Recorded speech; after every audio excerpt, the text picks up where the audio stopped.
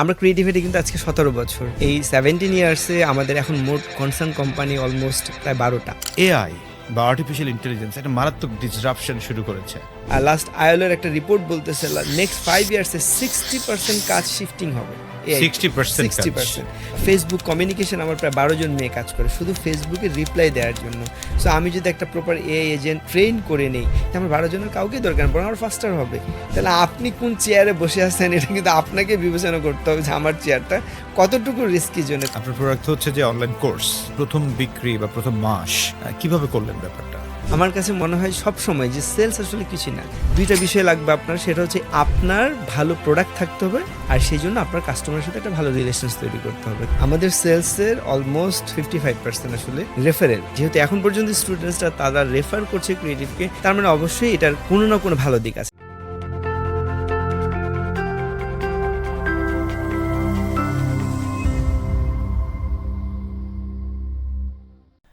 আসসালামু আলাইকুম সবাইকে, শুভ সন্ধ্যা। যে যেখান থেকে দেখছেন আমাদের আজকের এই sales podcast, the sales leadership show, যেটা আমরা নিয়ে এসেছি সেলস লিডারশিপ একাডেমি থেকে, এবং এইটার তত্ত্বাবধানে আছে ফিউচার আইকন, এবং সাথে আছি আমি ইউসুফ ইফতি, একজন সেলস লিডারশিপ ট্রেনার। আজকের পর্বে আমরা একজন বিশেষ অতিথি, যিনি আমার অত্যন্ত পছন্দের একজন মানুষ, আইটি সেক্টরের খুবই স্বনামধন্য মানুষ, খুবই পপুলার ফেস, ক্রিয়েটিভ আইটির যিনি ফাউন্ডার এবং সিইও তথা ক্রিয়েটিভ বিজনেস গ্রুপের চেয়ারম্যান, নান আদার দেন জনাব মনির হোসেন। আসসালামু আলাইকুম ভাইয়া। ওয়ালাইকুম সালাম। মনির ভাই, থ্যাংক ইউ, আপনি সময় দিয়েছেন আমাদেরকে, আমরা খুবই কৃতজ্ঞ আপনার প্রতি। আমি কৃতজ্ঞ আপনার প্রতি আজকের এই এখানে ইনভাইট করার জন্য। So kind of you. Dear viewers, আপনাদেরকে বলে রাখি, মনির ভাই ওনার কেরিয়ার শুরু করেছেন 2006 সালে। উনি প্রথম শুরু করেন ওনার কেরিয়ারটা একজন জাস্ট স্টুডেন্টকে সাপোর্ট দেওয়ার জন্য এরকম একটা ট্রেনিং ইনস্টিটিউট, যেখান থেকে উনি নিজেও আইটি একটা কোর্স শিখছিলেন। পরবর্তীতে তিনি বাংলাদেশ কম্পিউটার কাউন্সিলের পিজিডি কোর্স এবং ডিপ্লোমা কোর্স করানো হয়। ওই জায়গাতে অ্যাজ এ ফ্যাকাল্টি হিসেবে অনেক দিন উনি এই কোর্স নিতেন। দেন 2008 সালে ওনার নিজের প্রতিষ্ঠান ক্রিয়েটিভ আইটি তৈরি করেন। এখন পর্যন্ত প্রায় 1 লাখ মানুষকে উনি ডিরেক্ট ওনার ইনস্টিটিউটের মাধ্যমে ট্রেন্ড করেছেন। এর বাইরে প্রায় 10 লাখ মানুষকে ওনারা অ্যাওয়্যার করেছেন এই ক্রিয়েটিভ বা আইটি সেক্টরের এই জগৎটাকে নিয়ে। আমার সুযোগ হয়েছে ওনাদের সাথে কাজ করার, ক্রিয়েটিভ আইটি ইনস্টিটিউটের সাথে আমি কাজ করতে গিয়ে দেখেছি যে এই প্রতিষ্ঠান বাংলাদেশে কন্ট্রিবিউটরি প্রচুর কাজ করছে, এবং ওনারা আইটি সেগমেন্টটাতে একটা কোয়ালিটি জিনিসকে নিয়ে রান করছেন। সো অ্যাজ এ ট্রেনার আমার একটা দায়বদ্ধতার জায়গাটা হচ্ছে এই যে যখন কোনো একটা সেক্টরের সেলস হয়, কোয়ালিটি সম্পন্ন বিষয়কে অবশ্যই আমরা জানতে চাই যে ওনারা কীভাবে ভালো জিনিসগুলো করছেন, কীভাবে ভালো জিনিসগুলো বিক্রি করছেন। সেই প্রেক্ষাপট থেকে ক্রিয়েটিভ আইটির সম্মানিত সিইও এবং ক্রিয়েটিভ বিজনেস গ্রুপের চেয়ারম্যান জনাব মনির স্যারকে আমরা আমন্ত্রণ জানিয়েছি। মনির ভাই, আমাকে যদি আপনি বলেন আপনার প্রথম জার্নিটা 2006 সাল, যখন আপনি নিজে কোর্স করে আবার ওইখানেই চাকরি পাইলেন, বিষয়টা কি হয়েছিল আসলে? থ্যাংক ইউ ভাই। আসলে মানে লাইফের প্রত্যেকটা স্টেজে আসলে অনেক কিছু শেখার থাকে। সো আমি বেসিক্যালি যখন আমি স্টুডেন্টস, সেই সময় পাশাপাশি স্কিল ডেভেলপমেন্টের প্রতি আমার একটা আলাদা মনোযোগ ছিল যে লাইক কীভাবে একটু ডিফারেন্ট কিছু করা যায়। তো সেই পার্সপেক্টিভে আসলে আমি ফার্স্ট ডিজাইনের উপরে কোর্স করি। এটা ছিল অ্যাপটেকের এরিনা মাল্টিমিডিয়া থেকে ধানমন্ডিতে। সো ফার ওখানে যখন আমি কন্টিনিউ করি, একটা পর্যায়ে 1 বছর পরে ওখান থেকে আমাকে জবের ফার্স্ট অফার করা হয়। তো যখন জবের অফার করে, আমার লাইফে আমি সবচেয়ে অপছন্দের একটা প্রফেশন আছে, আর সে প্রফেশনটা হচ্ছে টিচিং প্রফেশন, অর্থাৎ কাউকে কিছু শেখানো। ইভেন আমি ঢাকা যখন আসলাম, আমার ফ্রেন্ড সার্কেলে কিন্তু তখন আপনার কোচিং করাতো, মানে ট্রেনিং করাতো, কত বাসায় গিয়ে পড়াতো, এই বিষয়গুলো করতো। কারণ সবাই চাইতো, গ্রাম থেকে একটা ছেলে মেয়ে যখন আসতো, সবাই চাচ্ছিল যে নিজের একটা যদি ইনকাম সোর্স থাকতো তাহলে ঢাকায় সার্ভাইভ করাটা সহজ। তো সেই জায়গা থেকে আমি অলওয়েজ অ্যাভয়েড করছি যে কাউকে কোথাও গিয়ে টিউশনি করানো বা কাউকে শেখানো, কারণ আমি মনে করতাম আমি একটু নিজে কম বুঝি, আরেকজনকে বোঝানোটা খুব ডিফিকাল্ট একটা টাস্ক। সো সেই জায়গা থেকেই আমি চিন্তা করলাম যে আসলে কেননা একটু ডিফারেন্ট কিছু করা যায়, যেটা করলে হয়তো একটা জব সহজে পাওয়া যাবে। তো সেই সময় গিয়ে আমি যেটা খুঁজে বের করার চেষ্টা করি যে আসলে টেকনোলজিতেই, আইটিতে একটা বড় সুযোগ আছে। অ্যান্ড আমি একটা কোর্স করি। সেই সময় অনেক বেশি এক্সপেন্সিভ ছিল সেই সময়ের কথা যদি আমি বলি। তো ফার্স্ট আমি 6 মাসে একটা কোর্সে এনরোল হলাম, অ্যান্ড আফটার দ্যাট ওখানেই আমি 1 ইয়ার একটা কমপ্লিট করলাম। ওদের ওখানে ইন্ডিয়ান একটা প্রতিষ্ঠান, তো ওদের ওখানে সিস্টেমটা ছিল ফার্স্ট 6 মাস আপনি করতে পারেন, 1 বছর করতে পারেন, ডুয়েল ডিপ্লোমা 2 বছর করতে পারেন, ইভেন 3 ইয়ার্স ডিপ্লোমা করা যায় পড়াশোনার পাশাপাশি। তো ওখানে যখন আমি 1 বছর করলাম তখন ওখান থেকে আমার ফার্স্ট অফার করা হলো যে লাইক আপনি আমাদের এখানে জয়েন করেন as a lab assistant. Lab অ্যাসিস্ট্যান্টের কাজটা হচ্ছে বেসিক্যালি যে লাইক টিচার যখন পড়ায় এরপরে গিয়ে স্টুডেন্টসকে সাপোর্ট দেয়া, যে স্টুডেন্টস কোথায় সমস্যা হচ্ছে বা কী। তো আমি খুব মানে এই জায়গাটা শুনে আমি একটু ভয় পেয়ে গেলাম যে ওই ঘুরে ফিরে যেটা আমি মানে অ্যাভয়েড করার চেষ্টা করছি সেই কাজটা আমার উপরে এসে না পড়লো। তো পরে আমি প্রথমে রাজি না, এরপরে আবারও 6 মাস পরে আমার আমার যে শিক্ষক ছিলেন উনি আবার আমাকে অফার করলো যে মনির আপনি জয়েন করেন। তো তখন আমি বিষয়টা আমার ফ্রেন্ডদেরকে জানালাম, বাসায় জানালাম, তখন আমার বাবাকে জানালাম। আব্বা যেটা বললো যে দেখো জবটা ইম্পর্ট্যান্ট না, ইম্পর্ট্যান্ট হচ্ছে তুমি কোথায় এঙ্গেজ হচ্ছ। আমি মনে করি যদি তুমি এখানে জয়েন করো হয়তো কিছু একটা শিখবা যেটা তোমার লাইফে হয়তো কাজে আসবে। অ্যান্ড সেই সাহস থেকে আমি ওই জায়গাটাতে এনরোল হলাম। অ্যান্ড এনরোল হওয়ার পরে ওখানে যখন আমি জয়েন করলাম এরপর থেকে আমি লাইফের একটা ডিফারেন্ট চ্যাপ্টার পেলাম, নতুন একটা বিষয় শিখলাম যে শেখালে আসলে অনেক কিছু শেখা যায়। ওহ রাইট, কারণ আগে হ্যাঁ প্রিপারেশন নিতে হয়। রাইট। সো অনেক কিছু শেখা যায়, যে বিষয়টা হয়তো আমার 1 মাস লাগতো শিখতে ওটা হয়তো আমার একদিনে শেখা হচ্ছে। বিকজ আমার একটা মাইন্ডসেট যে না আমি একজনকে শেখাবো, এখানে কিন্তু একটা শাইনেস আছে যে আমি তাকে যে যদি শেখাতে যাই আমি যদি না পারি। সো আমি যেটা খেয়াল করলাম প্রতিদিনই আমার একটা বড় রকমের চেঞ্জ আসছে।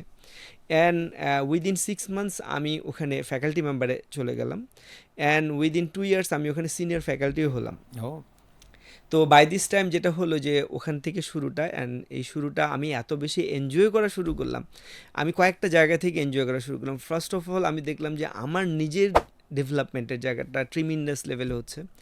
সেকেন্ড যেটা দেখলাম যে আরেকজনকে যখন শেখাই সে যখন পারে এটা আমার পারা মনে হয়। হ্যাঁ, যে আরেকজনকে শেখায় সে যখন ভালো কিছু করছে তখন আমার নিজের কাছে মনে হচ্ছে ওইটা আমারই সাকসেস। অ্যান্ড এটাকে আমি এত বেশি প্যাশনেট হয়ে পড়লাম এই জায়গাটাতে এবং এত বেশি এনজয় করা শুরু করলাম। তো যেটা হলে এইখানে যখন পড়াচ্ছি এর পাশাপাশি পরবর্তীতে আমি বাংলাদেশ কম্পিউটার কাউন্সিলে ওখানে ওরা 2টা কোর্স অফার করতো, একটা হচ্ছে ডিপ্লোমা 1 ইয়ার এবং পাশাপাশি পোস্ট গ্রাজুয়েট ডিপ্লোমা। তো পরবর্তী ওখানে অফার পেয়ে আমি ওখানে পার্ট টাইম এখানে ক্লাস নেওয়ার পরে সন্ধ্যাকালীন ওখানে গিয়ে আমি ক্লাস কন্ডাক্ট করা শুরু করলাম। তো ওখানে গিয়ে যে দেখলাম যে মানে পোস্ট গ্রাজুয়েট ডিপ্লোমায় সব সিভিল মানে মানে বিসিএস ক্যাডাররা তারা এক একজন বড় বড় প্রশাসনে বড় বড় জায়গায়। তো প্রথম দিন যে একটু নার্ভাস ছিলাম, তো ওখানে গিয়ে আমি যখন ক্লাস নিলাম তখন কনফিডেন্স লেভেলটা আরও বাড়লো। তো এটাকে ডে বাই ডে এত বেশি এনজয় করা শুরু করলাম এই কারণে যে আমি যখন কাউকে শেখাচ্ছি আমার কাছে মনে হচ্ছে এর চেয়ে বড় কন্ট্রিবিউশন আর হয় না কাউকে শিখিয়ে একটা পর্যায়ে তৈরি করা। তো এইভাবে চলতে থাকলো এবং এটা থেকে আসলে একটা পর্যায়ে গিয়ে 2008-এ গিয়ে আসলে আমি চিন্তা করলাম যে হ্যাঁ আসলে এখন কিছু করার সুযোগ আছে। কজ মার্কেটে আসলে আমি যদি সাস্টেইন করতে চাই, আমি যদি আমার বেস্টটা দিতে চাই তাহলে হয়তো বা এটা দিয়ে আমি যদি একটা প্রতিষ্ঠান শুরু করি তাহলে হয়তো ওখানে আমার দেওয়ার সুযোগটা আর অনেক বড় হতে পারে। তখন থেকে ক্রিয়েটিভ আইটি। রাইট, তখন থেকে ক্রিয়েটিভ আইটি 2008-এ আমি প্ল্যান করলাম যে ঠিক আছে আমরা নিজেরাই একটা প্রতিষ্ঠান দিই। শুরুর দিকে ইনস্টিটিউশন না, শুরুর দিকে প্ল্যান ছিল যে আমরা সার্ভিস বেস, লাইক আমি যেহেতু এক্সপার্ট ছিলাম ডিজাইনে, অ্যানিমেশনে, হ্যাঁ, অ্যান্ড পাশাপাশি ওই সময়টাতে ওয়েব অ্যান্ড আদার্স বিষয়গুলোর বেশ ডিমান্ড ছিল। আমাদের ফার্স্ট আমি এবং আমার এক ছোট ভাই আমরা দুজনই মিলে আমরা বেসিক্যালি আমরা শুরু করি 2008-এ ক্রিয়েটিভ আইটি। অ্যান্ড সেই সময় নামটাও কিন্তু ক্রিয়েটিভ আইটি ছিল না, ক্রিয়েটিভ জোন নামে আমরা করি। এরপরে গিয়ে ক্রিয়েটিভ আইটি শুরু করি 2009-এ এবং পাশাপাশি ট্রেনিংটা এরপর থেকে যে আমরা স্টার্ট করি। মনির ভাই, আপনি 2008-এ যখন শুরু করলেন বিক্রি তো করতে হয়েছিল আপনার প্রোডাক্ট। আপনার প্রোডাক্ট হচ্ছে যে অনলাইন কোর্স, রাইট? সো বিক্রি করতে গিয়ে কোথায় হার্ডেল ফেস করেছেন, অথবা প্রথম বিক্রি বা প্রথম মাস কিভাবে করলেন ব্যাপারটা? আসলে সেলস বিষয়টা আমার কাছে একেবারে ডিফারেন্ট। হ্যাঁ, ওকে, আমার কাছে মনে হয় সব সময় যে সেলস আসলে কিছুই না, সেলস কিছুই না। কিছুই না, অ্যাজ বিকজ অফ আমি যেটা মনে করি আসলে আমি যখন কোনো একটা মানুষের সমস্যার সমাধান দিতে পারবো আমাকে সেল করতে হবে না, সেই মানুষটা নিজে থেকেই আসবে আমার কাছে আর সে তার সার্ভিসটা নিবে। এটা কিভাবে হয়েছে, আমি যখন এইচএসসিতে পড়ি, এই গল্পটা আমি প্রায় জায়গায় বলি। আমি যখন এইচএসসিতে পড়ি তখন আমার বাবার মুদির দোকান ছিল, তো আব্বু একটু লেটে দোকানে আসতো। তো আমাদের দোকানের ছেলেকে নিয়ে আব্বু বলতো তুমি একটু যাও, তোমার তো 11টায় ক্লাস, তো তুমি একটু সকালে যেয়ে দোকানে বসো। তো ওই সময় আমি যখন আবার ওই সেই ছোটো মুদির দোকানটাতে যেতাম, ওইখান থেকে আমি ফার্স্ট এক্সপেরিমেন্ট করি যে লাইক আসলে কাস্টমার কী আর সেলসটা কী। তো আমি যেটা দেখলাম, যখন একটা কাস্টমার আসতো আমার কাছে একটা প্রোডাক্ট চাইতো, তারপরে সেটা নিত, তো আমি এই জায়গাটাতে দেখতাম যে এখানে একটা জার্নি আছে। জার্নিটা কি, কাস্টমারটাকে আমি কিভাবে ব্যবহার করছি, তাকে কতটুকু হাসি মুখে তার সাথে রিলেশনসটা তৈরি করছি, অ্যান্ড এরপরে তাকে ভালো প্রোডাক্টটা দিচ্ছি কি না। তো আমি দেখলাম যার সাথে আমি একদিন কথা বলছি খুব ভালোভাবে, সে আমার সাথে হাসি মুখে কথা বলছে, তাকে আমি একটা ভালো প্রোডাক্ট দিচ্ছি, পরে 2 দিন পর দেখি সে কাস্টমার আবার আমার কাছে আসছে। তো এইটা দেখার পরে আমার কাছে মনে হলো আসলে ব্যবসা তো কোনো ব্যাপার না, ব্যবসা তো খুব সিম্পল একটা বিষয়। কি সেটা? 2টা বিষয় লাগবে আপনার, সেটা হচ্ছে এক হচ্ছে আপনার ভালো প্রোডাক্ট থাকতে হবে অ্যান্ড ভালো সার্ভিস, আর সেই জন্য আপনার কাস্টমারের সাথে একটা ভালো রিলেশনস তৈরি করতে হবে। কেন? কারণ আমি যদি একটা কাস্টমারকে ভালো রিলেশন তৈরি করি, তার একটা সারাউন্ডিং আছে, সে আজকে আমার কাছ থেকে একটা ভালো সাপোর্ট পেলে কালকে আরেকজনকে যে বলবে। সো অল অ্যাবাউট যে লাইক এটাই একটা বিজনেস। তো আমার কাছে, আমি যে বিজনেসে স্টার্ট করছি, আমার তো টাকা ছিল না, খুবই নমিনাল একটা মানি দিয়ে শুরু করা।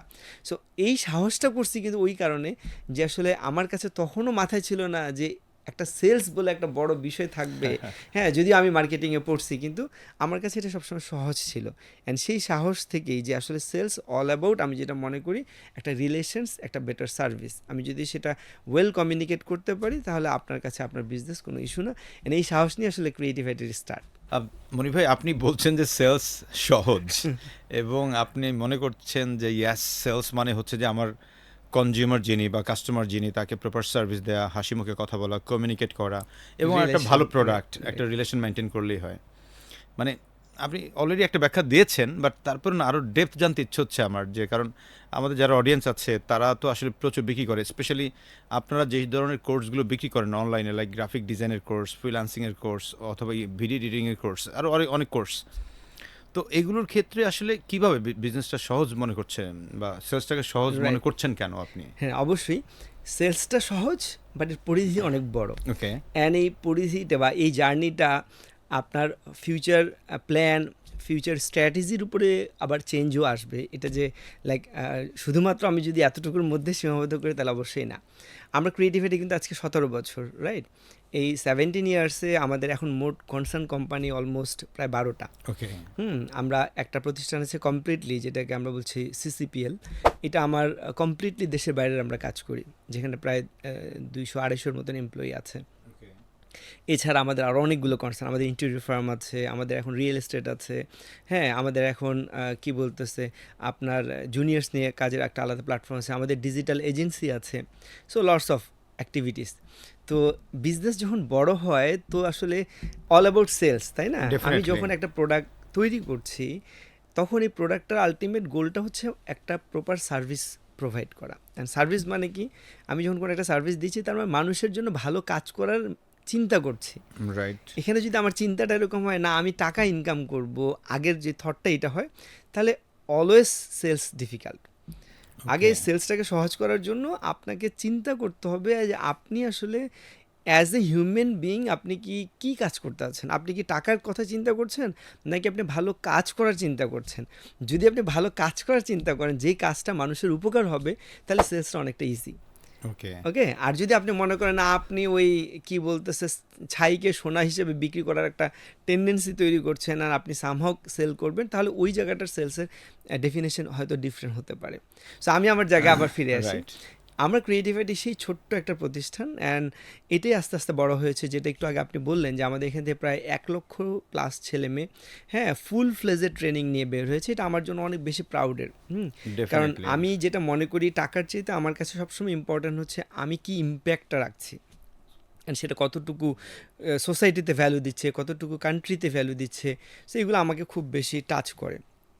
তো যেটা বললাম, এই ক্রিয়েটিভিটির ছোট্ট প্রতিষ্ঠানটা যখন আস্তে আস্তে বড় হচ্ছে, এর ম্যাক্সিমাম সেলসটা জেনারেট হতো স্টুডেন্টস টু স্টুডেন্ট, যেটাকে আমরা বলছি ওয়ার্ড অফ মাউথ, তাই না? ওয়ার্ড অফ মাউথ কেন হয় বলেন তো? আজকে আমার মনে আছে ফার্স্ট ব্যাচটা আমি 15 জন নিয়ে শুরু করছিলাম, অ্যান্ড আমি শুরু করতে চাইনি, তার আগে আমি যেখানে ট্রেনিং করাতাম ওইটা থেকে যখন আমি এখানে বিজনেস স্টার্ট করলাম, আমার পুরাতন স্টুডেন্ট এসে বলছে স্যার হোয়াই নট, যে লাইক আপনি এখন ট্রেনিং চালান। তো আমি দেখলাম যে আসলে সোসাইটিতে ভালো কাজ করতে গেলে, নিজের একটা কন্ট্রিবিউশন রাখতে গেলে, বা মার্কেটে যে অল ওভার সিচুয়েশন, আমি একটা লোক নিতে গেলে আমি তো পাচ্ছি না, তার মানে আমাকে ট্রেনিংটা করাতে হবে। অ্যান্ড অন দ্যাট টাইম আমার মনে আছে যে অন্যরা যেভাবে ট্রেনিং করাতো ওই ট্রেনিংটা না সাফিসিয়েন্ট ছিল না। কাজ যখন একটা মানুষ একটা ট্রেনিং সেন্টারে যেত, তাকে কী করাতো, অনেকগুলো বিষয় শেখানো হতো। তো মার্কেট কিন্তু সেটা চায় না সেই সময়। তখন কিন্তু আমি ফ্রিল্যান্সিং করতাম। তখন কি করতো, যদি আমি একটা ইন্টারন্যাশনাল ক্লায়েন্টের সাথে কমিউনিকেট করতাম, ওকে যদি আমি বলতাম যে আমি এটা পারি সেটা পারি সেটা, সে হাসতো। সে বলতো দেখো তুমি এত কিছু পারো, আমার দরকার নেই, তুমি কোনটা ভালো পারো সেটা বলো, আর আদার্স তোমাকে আমি কাজ দিব না। সো তার মানে কি হচ্ছে, আমি অনেক কিছু জানবো ঠিক আছে, বাট একটা তোমার এক্সপার্টাইজ দরকার। তো তখন আমি মনে করলাম যে এতগুলো যখন গ্যাপ, তাহলে আসলে ইনস্টিটিউশনে অনেক কিছু করার সুযোগ আছে যেটা আমি জানি। তো এই যে শুরু করলাম 15 জন দিয়ে, এই 15 জনই আজকে আমাকে কিন্তু লক্ষ্য পার করেছে। কিভাবে? তারা যখন ভালো শিখলো, তারা যখন সেটাকে কাজে লাগাতে পারলো, সেই তারাই কিন্তু আমাকে পরবর্তী আরও 30 জন স্টুডেন্ট দিল, যেটাকে আমরা ওয়ার্ড অফ মাউথ বলছি। তো আমি মনে করি সেলসের দুইটা পার্ট, একটা হচ্ছে লাইক রিটেনশন, যে একটা কাস্টমার, আমি এমন কাস্টমার তৈরি করব যে কাস্টমার একটাবার একটা প্রোডাক্ট নেওয়ার পরে যাতে সে একাধিকবার আমার সাথে আসে। রাইট। আর আরেকটা হচ্ছে আমি এমন কাস্টমার তৈরি করব যে কাস্টমার আমাকে আরও কাস্টমার এনে দিবে। সো যেটাকে আমরা বলছি, একটা হচ্ছে রিটেনশন, যে কাস্টমার আবার রিপিটেড আসবে, অ্যান্ড আরেকটা বলছি যে আমরা কাস্টমার রিলেশনস, যেটা হচ্ছে কাস্টমার সে আরও অন্যজনকে কী করবে, আমার কাছে নিয়ে আসবে। তো এই যে মডেলটা, এই জায়গাতে আমরা ক্রিয়েটিভিটি কেমন কাজ করছি তার উদাহরণটা যদি দেই, আমরা 2 বছর আগে একটা সার্ভে করছিলাম। 2 বছর আগে সার্ভে যে স্টুডেন্টসগুলো আমার এক্সিস্ট, তাদের উপর আমরা সার্ভে করেছিলাম যে সে কীভাবে আসছে। জানলো কিভাবে? হ্যাঁ, জানলো কীভাবে, রাইট। কীভাবে এসে সে ক্রিয়েটিভে ভর্তি হলো। 70% students those are coming basically তার কোনো একজন ফ্রেন্ড তাকে বলেছেন, সে তারপর এখানে এসছে। ও, আপনি চিন্তা করেন 15 বছর পরে সার্ভে করা, তো আমরা যে পরিমাণ স্টুডেন্টস আমরা এনরোল করছি তার 70%। রাইট। তাহলে হিউজ। এই তার মানে এটা কি হচ্ছে, এটা খুব স্বাভাবিক যে আমার কাস্টমার আরেকটা কাস্টমারকে এনে দিচ্ছে, তা ওয়ার্ড অফ মাউথ কাজ করছে যে সে ভালোটা পেয়েছে।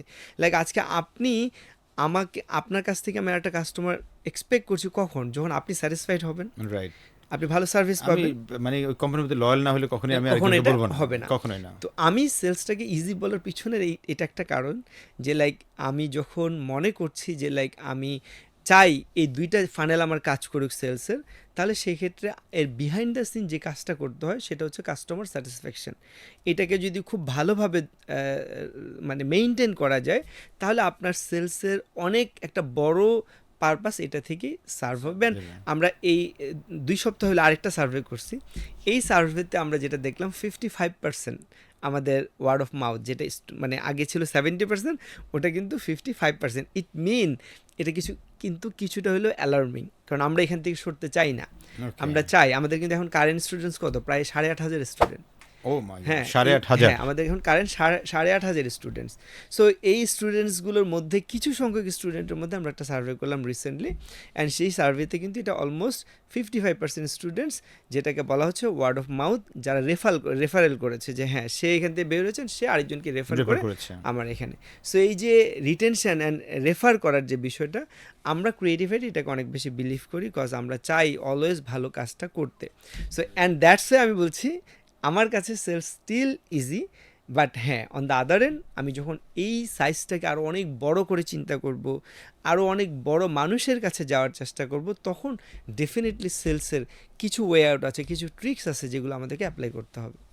মনির ভাই, আপনার এইটা শুনে আমার একটা হিন্দি মুভির কনসেপ্ট মনে পড়ে গেল আর কি। হিন্দি মুভির নামটা আমি ভুলে গেছি, তবে সালমান খানের, খুব সম্ভবত জয় হো বা এরকম কিছু একটা নাম। তো ওইটার মধ্যে সালমান খান কোনো একজন মানুষের হেল্প করে, তো হেল্প করার পরে সে এটা প্রতিদান দিতে চায়। তো ওরে তখন বলা হয় যে ভাই তুমি আমার প্রতিদান দিও না, না দিয়ে তুমি অন্য 2 জনের একটু ভালো কাজ করে দিও। তো এবং তাদেরকে বললো যে সেও যেন আরও 2 জনকে করে। তো এটা একটা পর্যায়ে এরকম হয়েছে যে এখন যেখানে যায় সবাই কেউ কোনো হেল্প করলে সে আবার প্রতিদান চাচ্ছে না, সে বলে যে তুমি বিনিময় হচ্ছে অন্য 2 জনকে করে দাও। তো এইটা একটা পরে রিপেল ইফেক্ট বলি এটাকে। এই রিপেল ইফেক্টের মতো করে এটা সব জায়গায় ছড়ায় পড়ছে। তার মানে দাঁড়ায় এই যে আপনি যখন ওয়ার্ড টু মাউথে যাচ্ছেন তখন এটা অনেক বড় ধরনের একটা ইম্প্যাক্ট ক্রিয়েট করে।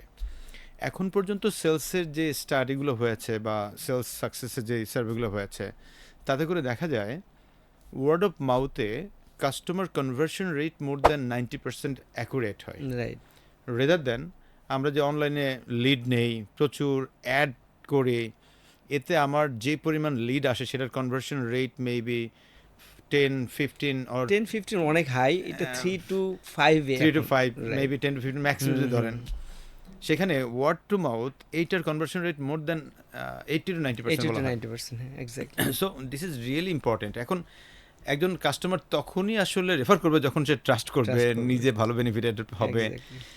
এবং এইটার সঙ্গে আপনার আরেকটা ভ্যালিডেট বিষয়কে আমি আপনাকে কানেক্ট করতে চাই। ব্রায়ান ট্রেসির একটা বই লিখেছেন, আপনার নাম হচ্ছে দ্য সাইকোলজি অফ সেলস।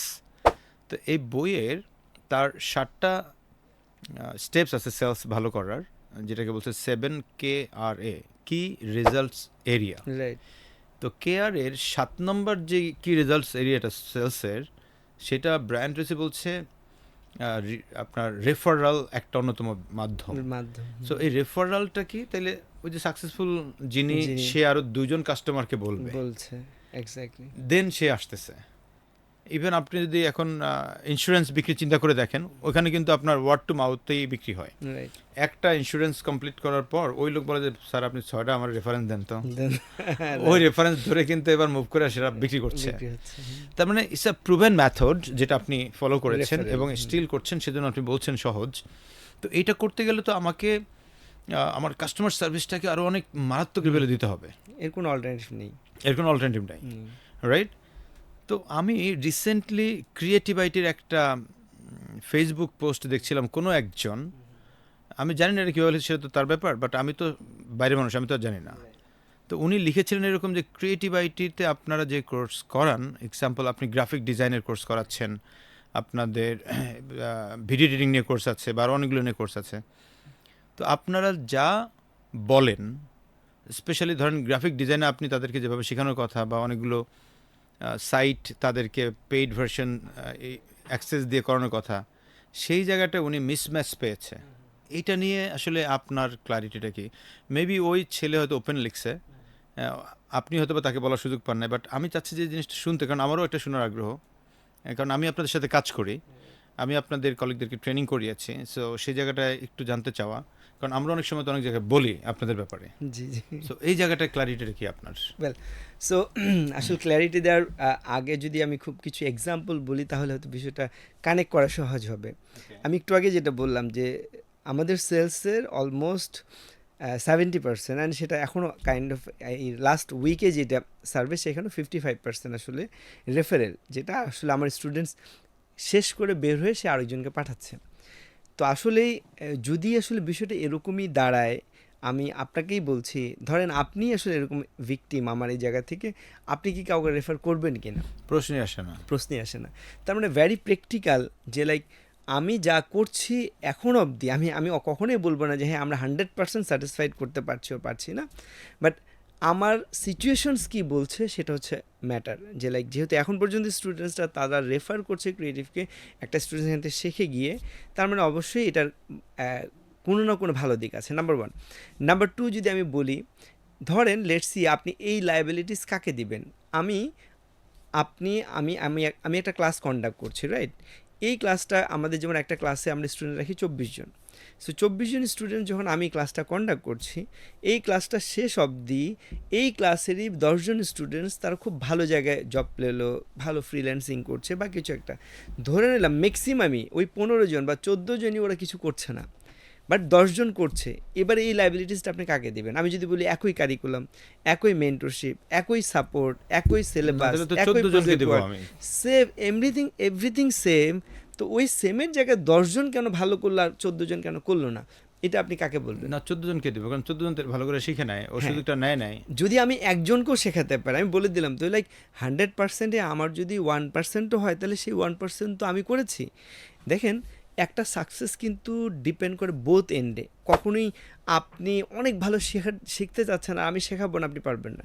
আবার আমি অনেক ভালো শেখাতে যাব, আপনি সেটা নেবেন না, সম্ভব না।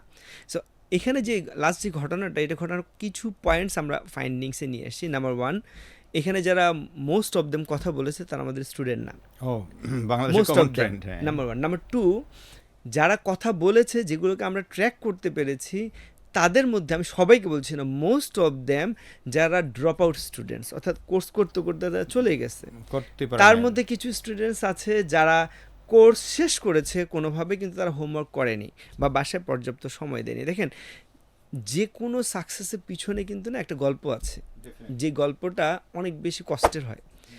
আমরা আমাদের স্টুডেন্টসকে কি বলি, তুমি আমার এখানে কোর্স করলা, এনরোল হলা, ইট ডাজেন্ট মিন তুমি ভাববা যে লাইক আমি তোমাকে সাকসেস করব। সাকসেসটা তোমার উপরে ডিপেন্ড করে। তোমাকে কি কি করতে হবে, আমরা যেটা বলি, ফার্স্ট তোমাকে ক্লাস রেগুলার করতে হবে, তোমাকে হোমওয়ার্ক করতে হবে, তোমাকে বাসায় মিনিমাম প্রতিদিন 4 থেকে 8 ঘন্টা সময় দিতে হবে, অ্যান্ড তোমাকে কোর্সের শেষ পর্যন্ত থাকতে হবে। এতে করে যেটা হবে সেটা হচ্ছে ওকে আমরা যা শেখাচ্ছি সে সেটা পারবে। ঠিক আছে, শেখার কিন্তু শেষ নেই। অনেকে এখানে কোয়েশ্চেন করছে আমরা তো অনেক কিছু শেখাই না। অবশ্যই অনেক কিছু শেখাই না। কেন? কারণ অনেক কিছু শেখানোর কিন্তু একটা মানে শেখানোর কিন্তু কোনো লিমিট নেই, এটা লিমিটলেস। সো আমি যদি বলি সিম্পলি একটা জার আমাকে আপনি দিয়েছেন অ্যান্ড বলছেন পুরো দুনিয়াটাকে জারের মধ্যে ঢুকাতে, সম্ভব? সম্ভব কখনোই না। না। তার মানে আমি যত চেষ্টাই করি আমার একটা লিমিট থাকবে। আমি যখন একটা কোর্স ডিজাইন করি, এটা আমি না, হার্ভার্ড বলেন আর যেই বলেন, কেউই কখনো বলবে না আমি কমপ্লিট তোমাকে শেখাবো বা শেখাতে পারবো, সুযোগও তো নাই। সুযোগ নেই। সো যেহেতু আমরাও একটা কোর্স যখন ডিজাইন করি, আমরা কোর্সটাকে চিন্তা করি প্রথমত হচ্ছে এই কোর্সটা আমি কার জন্য করছি, ফার্স্ট। সেকেন্ড, এই কোর্সটা করার পর আমি তাকে কোথায় নেব। থার্ড, এই কোর্সের জন্য আমি কতটুকু সময় পাচ্ছি। অ্যান্ড ফোর্থ, এই কোর্সটা যে করবে সে কতটুকু এফোর্ড করতে পারে। 4টা বিষয় কিন্তু বুঝেন, 4টা বিষয়ের একটাকে যদি আমি মিস করে ফেলি তাহলে এই কারিকুলাম আমার কাজ করবে না। So it's all about business, right? তো আমি যখন একটা কোর্সকে ডিজাইন করছি, আমি দেখছি আমি এই কোর্সটা যার জন্য করছি তারা ভেরি মাচ ফ্রেশার। সেকেন্ড, তারা 6 মাসের উপর সময় আমাকে দিবে না। তারা 3 নাম্বার যেটা করছে সেটা হচ্ছে যে লাইক সে আমাকে পর্যাপ্ত টাকাও দিবে না। তাহলে এক হচ্ছে সে ফ্রেশার, দ্বিতীয় সে আমাকে 6 মাসের উপর সময় দিতে চায় না, 3 নাম্বার হচ্ছে সে পর্যাপ্ত টাকাও দিবে না, আবার 4 নাম্বার হচ্ছে ইন্ডাস্ট্রি অনেক কিছু চায়। তাহলে এই যে এই পাশে সে যে লিমিটেশন আর ওপাশের যে চাওয়া, দুইটাকে তো আমাকে ম্যাচ করতে হবে। তো ম্যাচ করতে গিয়ে আমরা কোন জায়গাটা ফিট করি, আমরা যে জায়গাটা সেট করি সেটা হচ্ছে আমরা বলি বেসমেন্ট। আমরা সবসময় বলি দেখেন একটা বিল্ডিং আপনি করবেন 100 তলা করার চিন্তা করেছেন, হোয়ারেস এই বিল্ডিংটা আজকে আপনার সামর্থ্য আছে 10 তলা করার। এখন অপশন দুইটা, আপনি 10 তলা ফাউন্ডেশন দিয়ে 10 তলা বিল্ডিংয়ে 10 তলায় বানায় ফেললেন কারণ আপনার কাছে 10 তলার টাকা আছে, কি ঠিক না? তাহলে ফাউন্ডেশন কত দিয়েছেন? 10 তলা, 10 তলা বিল্ডিংও বানিয়ে ফেলছেন, কিন্তু আপনার ইচ্ছা ছিল কিন্তু 100 তলা। কিন্তু আরেকটা ট্রিক্স আপনি অ্যাপ্লাই করতে পারতেন যে আচ্ছা ঠিক আছে আমি 10 তলা না করে আমি 1 তলা করি, ফাউন্ডেশনটাকে 100 তলা বানাই, খরচটা আমি ফাউন্ডেশনে দিই। সো আমরা বেসিক্যালি ক্রিয়েটিভিটির জন্য একটা কারিকুলাম ডেভেলপ করি, আমরা ওই জায়গাটাতে ফোকাস করি। আমি যেহেতু সময় কম পাচ্ছি, আমার স্টুডেন্টসকে এমনভাবে প্রিপেয়ার করব, তার ফাউন্ডেশন বেসমেন্টকে এতটা স্ট্রং করব যাতে ফার্দার ফিউচারে সে যাতে তার যে স্বপ্ন তার চেয়ে বড় হলেও সে যাতে ভেঙে না পড়ে। ঠিক আছে, অ্যান্ড সেভাবে আমরা প্রত্যেকটা কারিকুলামকে তৈরি করি। অ্যান্ড দিস ইজ ওয়াই মার্কেটে এক্সাম্পল আমাদের স্টুডেন্টস যে কোনো প্রতিষ্ঠানে যদি থাকে সে ওই টিমের মধ্যে সবচেয়ে ভালো জায়গায় আছে। কেন? কারণ তার বেসমেন্টটা সেভাবে করা হয়েছে যাতে করে সে ফার্দার যখন শিখবে তখন যাতে সেটা কখনো অবস্টাকল না হয়। সো আমরা চেষ্টা করছি, আমরা বলি না যে আমরা সব কিছুর ঊর্ধ্বে, আমরা সবসময় চেষ্টা করি যখন কেউ কিছু বলে সেখান থেকে শেখার যে আসলে আমাদের কোনো ফাইন্ডিংস আছে কি না, কোথাও দোষ ত্রুটি আছে কি না। এই টোটাল সিচুয়েশন আমরা কিন্তু অনেকগুলো ফাইন্ডিংসও পেয়েছি, পাইনি তা না, অবশ্যই কিছু ফাইন্ডিংস ছিল যেগুলোকে আমরা দূর করার চেষ্টা করছি। বাট যেভাবে বলা হচ্ছে বিষয়টা আসলে এরকম না। এটা হওয়ার পিছনে দুইটা কারণ, আরেকটা কারণ আছে বড় কারণ, সেটা হচ্ছে আসলে এটা আসলে কোনো একজনকে না, এটা আসলে একটা জাতিগত সমস্যা। জাতিগত সমস্যাটা কোথায়? এটা আমার আপনার আমাদের সবার মধ্যে আছে। কীরকম?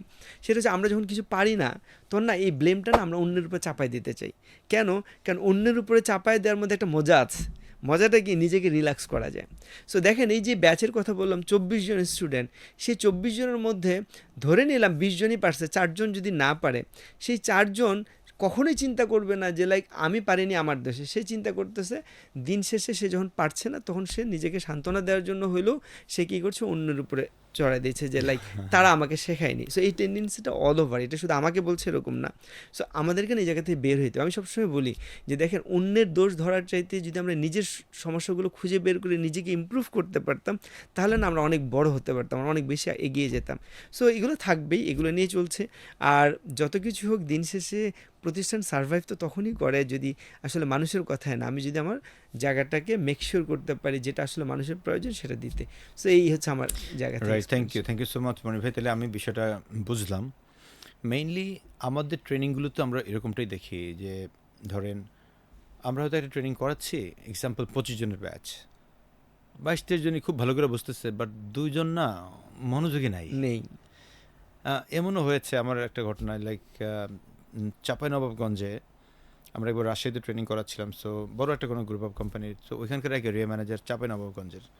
তো হোল ট্রেনিং তাকে আসলে খুব করে আমরাও অবজার্ভ করছিলাম। ট্রেনিংয়ের আগেও তাকে আমরা আমাদের ট্রেনিংয়ের নর্মস অনুযায়ী একটা ট্রেনিং নিড অ্যাসেসমেন্ট করি, করে দেন এই জিনিসটা বোঝার চেষ্টা করি।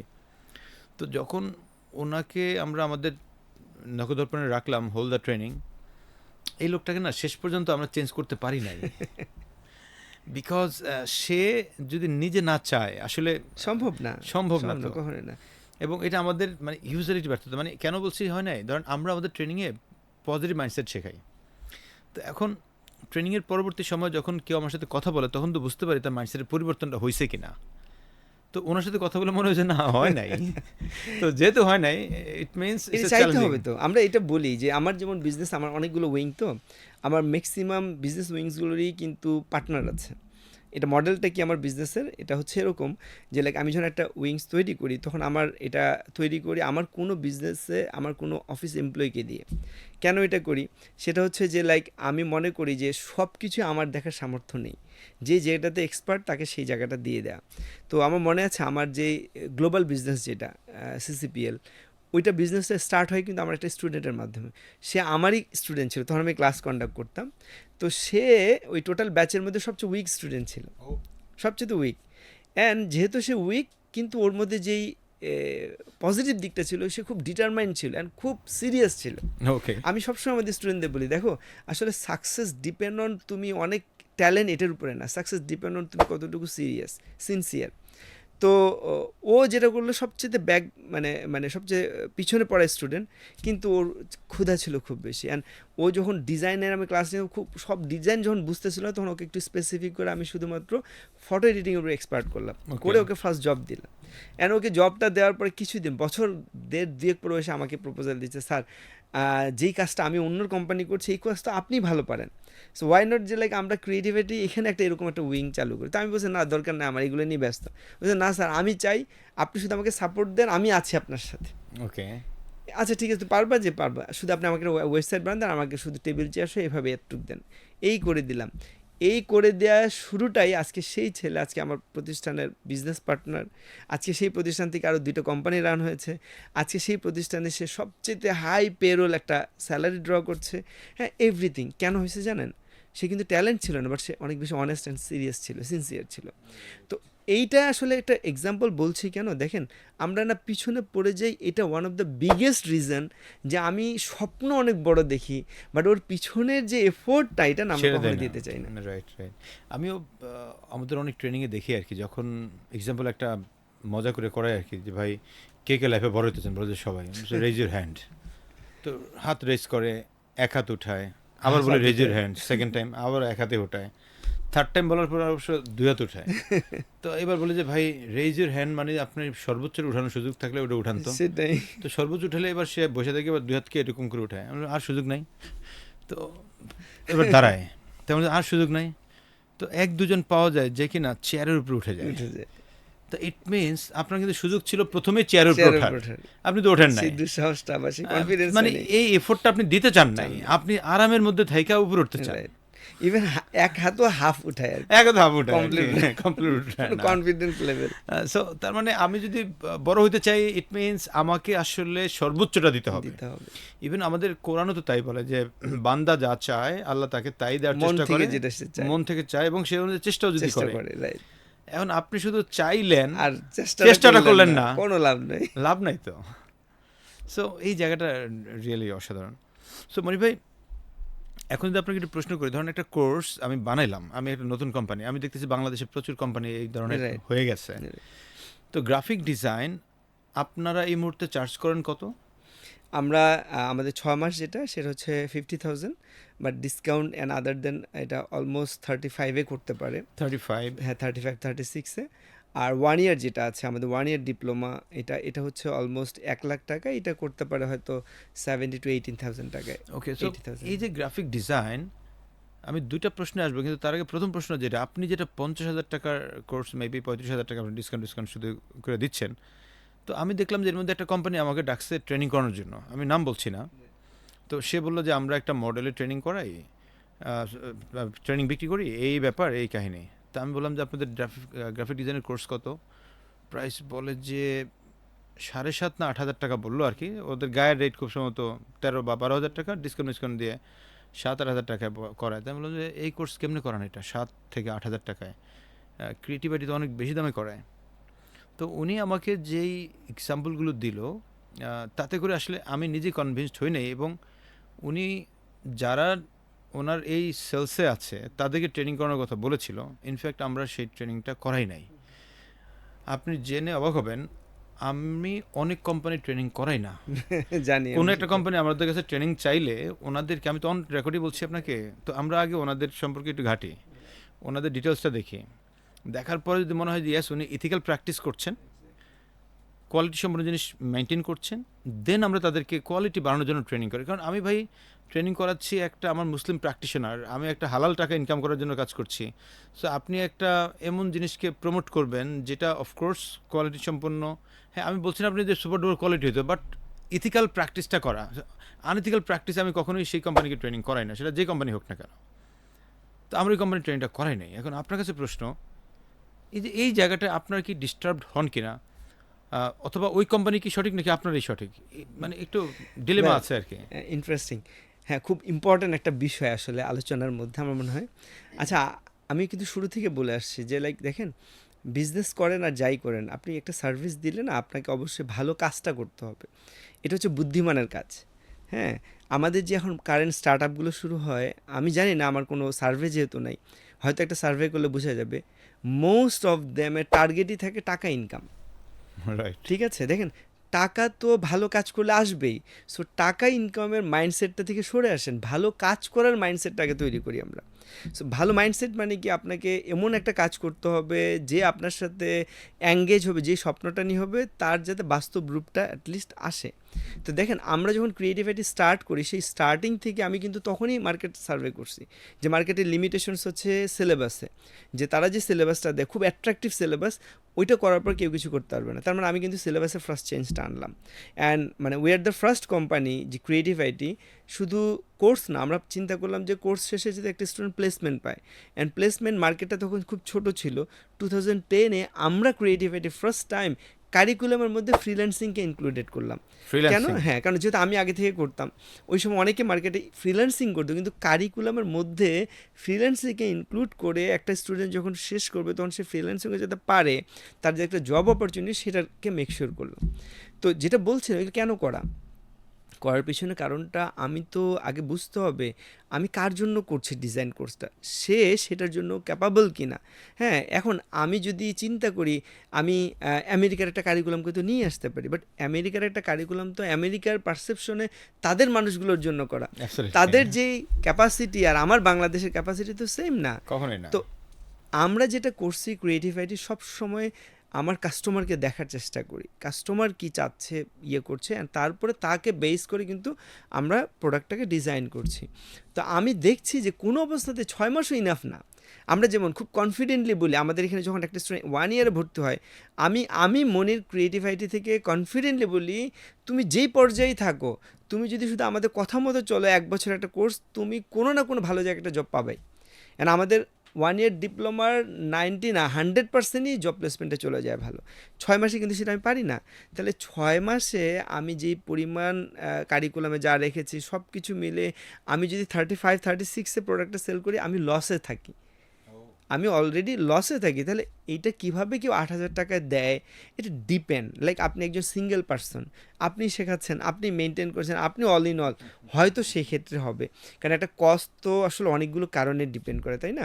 ধরেন আপনি একটা সেট আপ করেছেন, আপনার রেন্ট লাইক 20 টাকা, আমার রেন্ট হয়তো 200 টাকা। আপনি একজন মেন্টর রেখেছেন যার স্যালারি হয়তো 20,000 টাকা, আমার ওখানে 1,00,000 টাকা। আপনি একটা সাপোর্ট তৈরি করেছেন, যে সাপোর্টটা হয়তো আপনার ওখানে খরচ হচ্ছে হয়তো 1,000 টাকা, আমার হয়তো 10,000 টাকা। এখন আমার ওখানে 10,000 টাকা হওয়ার পিছনে কারণটা কি? কারণ আমি আসলে ওই জায়গাটাকে নিয়ে চলছি। আমি 20,000 টাকার মেন্টর আমার জন্য না। তো এখন যে সেই প্রোডাক্টটাকে যেভাবে ডিজাইন করছে, সে আসলে সেভাবেই প্রাইসটাকে ফিক্স করছে। আমি কখনোই কাউকে বলবো না কম প্রাইসে করেন, কিন্তু আমাকে না ওই যে কথা আছে না, যদি আমি মানে কিনে লাভ না করতে পারি তাহলে বেচে লাভ করার কিন্তু কোনো অপশন নেই। সো আমার কাছে যেটা মনে হয়, আমরা যখন একটা প্রোডাক্ট প্রাইস ঠিক করি তখন আমরা অনেক কিছু দেখি না যে আসলে আমার কেনাটা কত পড়লো। তাহলে লেটস সি এক্সাম্পল হিসাবে, আমি জানি না কারা ভিডিওটা শুনছে বা দেখছে, 90% স্টার্ট আপ তারা ডেপ্রিসিয়েশন কি, ডেপ্রিসিয়েশন কস্ট কীটা তারা জানেই না। লেটস সে আজকে আমি একটা ল্যাব তৈরি করেছি 50 লাখ টাকা, একটা ল্যাব তৈরি করলে এখন 50 লাখ টাকা লাগে। এখন আমি কী করছি, একটা 50 লাখ টাকা ল্যাব তৈরি করছি, ওই ল্যাবের খরচটা আমি ধরছি না। 3 বছর পরে যখন ওই ল্যাবটা যখন অ্যাবসোলিউট হয়ে যাবে, ওই ল্যাবটা যখন থাকবে না, ওই টাকাটা কে দিব আমাকে? তার মানে আমাকে তো হিসাবে ধরতে হবে। ডেপ্রিসিয়েশনটা অনেকে বোঝে না, বোঝে না।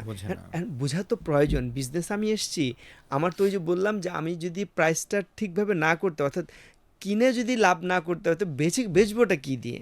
সো কেনার প্রাইসটা আমার কত পড়লো সেটাকে তো ফিক্স করতে হবে। সো আমি যেটা মনে করি যে আসলে যারা যেভাবে প্রাইস দেয়, হয়তো কোনো একটা বড় গ্যাপ আছে। আইদার আমি কেন পারবো না? আমারও তো পারার কথা। আমি তো কখনো এরকম না যে লাইক আমি অনেক বড় প্রফিট করছি, আমি তো স্টিল সারভাইভ করছি, আমি দেখছি। তো সেই জায়গা থেকে আমার কাছে মনে হয় যে প্রাইস অবশ্যই একটা ফ্যাক্টর, এটা নিয়ে কাজ করার সুযোগ আছে। হ্যাঁ, কিন্তু আমি যেটা সবাইকে রিকোয়েস্ট করব, কোয়ালিটি ম্যাটার। আমরা না মানুষকে কম টাকায় প্রোডাক্ট দিয়ে না ঠকিয়ে একটা ভালো প্রোডাক্টকে সবার হাতে দেই।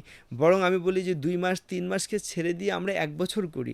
আমাদের যদি বাংলাদেশ পারসেপশনে, মানে বাংলাদেশ মার্কেটটাকে আমরা চিন্তা করি, 18 কোটি দেশের মানুষ, ওয়্যারএজ অলমোস্ট 60-70% মানুষের স্কিল ডেভেলপমেন্ট প্রয়োজন। তাহলে এই মার্কেটটা কত বিলিয়ন ডলার, সেটা তো আমরা বুঝতেছি। এখন এখানে আমার কি দরকার? আমাদের প্রয়োজন হচ্ছে কোয়ালিটি প্রোডাক্ট নিয়ে আসা মার্কেটে। এর দুইটা বেনিফিট। এক হচ্ছে ভালো প্রোডাক্ট নিয়ে আসলে আমি বিজনেসে সাস্টেইন করতে পারবো, কজ আমার রেপুটেশন বাড়বে। অ্যান্ড সেকেন্ড যে অপরচুনিটিটা তৈরি হবে সেটা হচ্ছে আমার নেক্সট জেনারেশন তৈরি হবে, আমাদের কান্ট্রি ডেভেলপমেন্টে কাজ হবে। তো আমি যদি কি করি, আমার নিজের কারেন্ট সিচুয়েশানে আমি শুধু টাকা ইনকাম করার মানে মেক সেন্স করি, তাহলে আমি যে কোনো টাইপের প্রোডাক্ট বানাবো। আমি জাস্ট আজকে ছাড়বো, কালকে আমি লাখ লাখ, আমি এমনও দেখি এখন ইয়েতে বাংলাদেশ মার্কেটে, যে আজকে একটা প্রতিষ্ঠান শুরু হয়েছে, 1 মাসের মধ্যে সে নাকি 10 লাখ 5 লাখ ছেলেমেয়ে শিখে ফেলছে। আজকে 17 বছর আমরা 1 লাখ শিখিয়েছি। It's not a jokes, right? আমাদের সময় নিতে হবে। আমি কেন একটা মানুষের 2 টাকা হলে কেন খরচ নষ্ট করবো? আমি যেমন ক্রিয়েটিভিটি থেকে সবসময় আমরা একটা কথা বলি, দেখেন, আপনি যদি কোথাও ইনভেস্ট করেন, আপনার স্কিল ডেভেলপমেন্টের পিছনে ইনভেস্টমেন্ট হচ্ছে সবচাইতে ভালো ইনভেস্টমেন্ট হওয়ার কথা। আপনি একটা টাকা আছে আপনার কাছে, ধরে নিয়ে 1 লাখ টাকা আছে, এই 1 লাখ টাকা দিয়ে আপনি কী করে একটা আইফোনও কিনতে পারেন। এই 1 লাখ টাকা দিয়ে আপনি চাইলে একটা ল্যান্ড কিনতে পারেন। এই 1 লাখ টাকা দিয়ে আপনি গোল্ড কিনতে পারেন। আপনি what ever it is, but আপনি 1 লাখ টাকা দিয়ে যদি আপনি স্কিল ডেভেলপ করেন, আমার মনে হয় না এর চেয়ে ভালো স্কোপ কারেন্ট মার্কেটে আছে। আমি আমার এক্সাম্পল সবসময় সবাইকে দিই, যে আপনি দেখেন আজকে 2025, আমি 2004 সালে আমার পড়াশোনা অবস্থা আমি ফার্স্ট কম্পিউটার ট্রেনিং করি, 6 মাসের first computer. And that time আমি 6 মাসের একটা কোর্স করেছি 36,000 টাকা। তখন 36,000 টাকা মানে কিন্তু অনেক টাকা, রাইট? আজকে থেকে 20-21 বছর আগে আমি 6 মাসে একটা কোর্স করেছি 36,000। হোয়ারেস আজকে 20 বছর পরে ক্রিয়েটিভিটি 6 মাসে একটা কোর্স অফার করছে 35,000-50,000 টাকায়। আপনার কাছে যদি 20 বছর পরে বেশি মনে হয়, তাহলে তো আমি বলবো আমি এর আগে অনেক বড় বোকামি করছি। কিন্তু আমি তো মনে করি ওই ইনভেস্টমেন্টটা আমার লাইফের সবচেয়ে বেস্ট ইনভেস্টমেন্ট, যে স্কিলের পিছিয়ে আমি অনেক বড়, যদিও সেই সময় আমার বাবারও এই সামর্থ্য ছিল না এই পরিমাণ কোর্স ফি দেওয়ার। হোয়ারেস আমি করেছি কারণ আমি কনফিডেন্ট ছিলাম যে এটা করলে আমার এটাই বিজনেস ইনভেস্টমেন্ট, অ্যান্ড এটাই আমাকে অনেক বড় অপরচুনিটি করবে। অ্যান্ড ওই কোর্সটার ওই ইনভেস্টমেন্টই কিন্তু আজকে ক্রিয়েটিভকে পর্যন্ত আনছে। আইদার হয়তো এটা হতোই না। তো আমি যেটা বলছিলাম, আমি সবসময় আমাদের এখানে কোনো স্টুডেন্টসরা আমরা বলি যে দেখেন, 2,000 5,000 না, ইভেন 2 লাখও না, আপনি যেটা করবেন, আপনি একটা স্কিল ডেভেলপমেন্টের সময় সর্বোচ্চ প্রায়োরিটি দেন সবচেয়ে ভালো জায়গা থেকে শেখার। সবচেয়ে ভালো জায়গা থেকে শেখার 2টা অ্যাডভান্টেজ পাবেন। ফার্স্ট হচ্ছে আপনার টাকা এবং সময় দুটাই প্রপার ইউটিলাইজ হবে। অ্যান্ড থার্ড যেটা হবে, যেটা সবচেয়ে ইম্পর্টেন্ট, সেটা হচ্ছে আপনার কনফিডেন্টটা ঠিক থাকবে। আর আপনি যদি সেটা না করতে পারেন, আপনি কয়েকটা লুজ করবেন। ফার্স্ট হচ্ছে আপনার টাকা, সেকেন্ড হচ্ছে আপনার টাইম, অ্যান্ড থার্ড, যেটা আপনি কোনো অবস্থাতে ফেরত পাবেন, সেটা হচ্ছে আপনার কনফিডেন্ট। কারণ আপনি একটা জায়গায় যদি অল্প টাকা দিয়ে ঠকে যান, আপনি কিন্তু হতাশ হয়ে পড়লেন, আর এরপর আপনি একটা সাহস নিতে পারবেন না। সো আমি সবসময় সবাইকে সাজেস্ট করি, ক্রিয়েটিভিটি বেশি টাকা বলে না, ক্রিয়েটিভিটির চাইতেও যদি ভালো কোনো প্ল্যাটফর্ম থাকে যেখানে আরও বেশি টাকা দিয়ে আরও ভালোভাবে শেখার সুযোগ আছে, তাহলে আমি বলবো যে প্রয়োজনে জমি বিক্রি করে ওখানে শেখেন। কারণ শিখলে একবারই শেখেন ভালোভাবে, ইনভেস্টমেন্টটা যাতে আপনার পরবর্তীতে ওইটা আপনাকে আরও বড় স্কোপ তৈরি করে দেয়। মনির ভাই, এখানে আমি আরেকটা জিনিস অ্যাড করতে চাই আর কি। আপনি যেটা বললেন যে তার ওইখানে ভালো কোম্পানি, ভালো কনফিডেন্স গ্রো করানো, অ্যাট দ্য সেম টাইম বড় লসটা যেখানে হয়, ধরেন আমি যখন ক্রিয়েটিভিটি থেকে পাশ করলাম, আমাকে যে একটা সার্টিফিকেট তো দিবে, তো ক্রিয়েটিভিটি বাংলাদেশের প্রায় সবগুলো প্রতিষ্ঠান চিনে। তো আমি as a graphic designer, example আমি স্কোয়ারকে আমার সিভিটা পাঠাইলাম, ও দেখলো যে গ্রাফিক ডিজাইন সে শিখেছে ক্রিয়েটিভিটি থেকে এবং এটা সার্টিফিকেটও আছে সাথে। এইটার যে ভ্যালুটা, আর আরেকটা সিভি যেখানে হয়তো অন্য কোনো একটা আইটি প্রতিষ্ঠান দিল, কোম্পানি, হোয়াট এভার, তারটা এটার মধ্যে কিন্তু অনেক পার্থক্য হবে। হ্যাঁ অবশ্যই হবে সেটা, কারণ ওই যে এইচআর রিক্রুটার সে কিন্তু ক্রিয়েটিভিটিকে চিনে, ওটা কিন্তু চিনে না, প্রায়োরিটাইজ করবে কিন্তু এখানে। বিকজ কেন করবে, একটা প্রতিষ্ঠান বড় হয়েছে, সে কিন্তু তার কোয়ালিটি ধরে রেখে, সেটা নট অনলি আইটি সেক্টর, সব সেক্টরে কিন্তু সেম ঘটনা। এই ধরুন আমরা যখন ট্রেনিং করাই, আমাদের ট্রেনিং করানোর পরে যে একটা সার্টিফিকেটসের ভ্যালু, ওই সার্টিফিকেটটা যে কোনো একটা বড় কোম্পানির এইচআর হেড দেখলে ইফ তুই ট্রেনিং করাইছে সেলসের ফান্ডামেন্টাল ট্রেনিং, এইটাকে যে মূল্যায়নটা করবে, সেটা এক্সওয়াইজেড কোম্পানি কিন্তু করবে না। আমার কাছে যদি আসে, রাইট, খুবই সিম্পল, যে লাইক আমি কোনটাকে প্রায়োরিটাইজ করব, রাইট।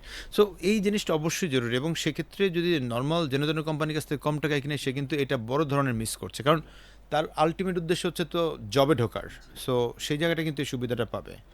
তার মানে এখান থেকে আমার মেসেজটা ক্লিয়ার যে আমরা ভালো প্রোডাক্ট সেল করতে চাই, নাম্বার ওয়ান। নাম্বার টু হচ্ছে যে কোয়ালিটি সম্পন্ন জিনিসকে তৈরি করা, এবং যারা করবেন তারাও যেন এগুলো দেখে করে, এখানে টাকার থেকে বড় জিনিস যেন ওইগুলোকে চিন্তা করে আর কি, তবেই এই জিনিসটা সুবিধার মতো হবে।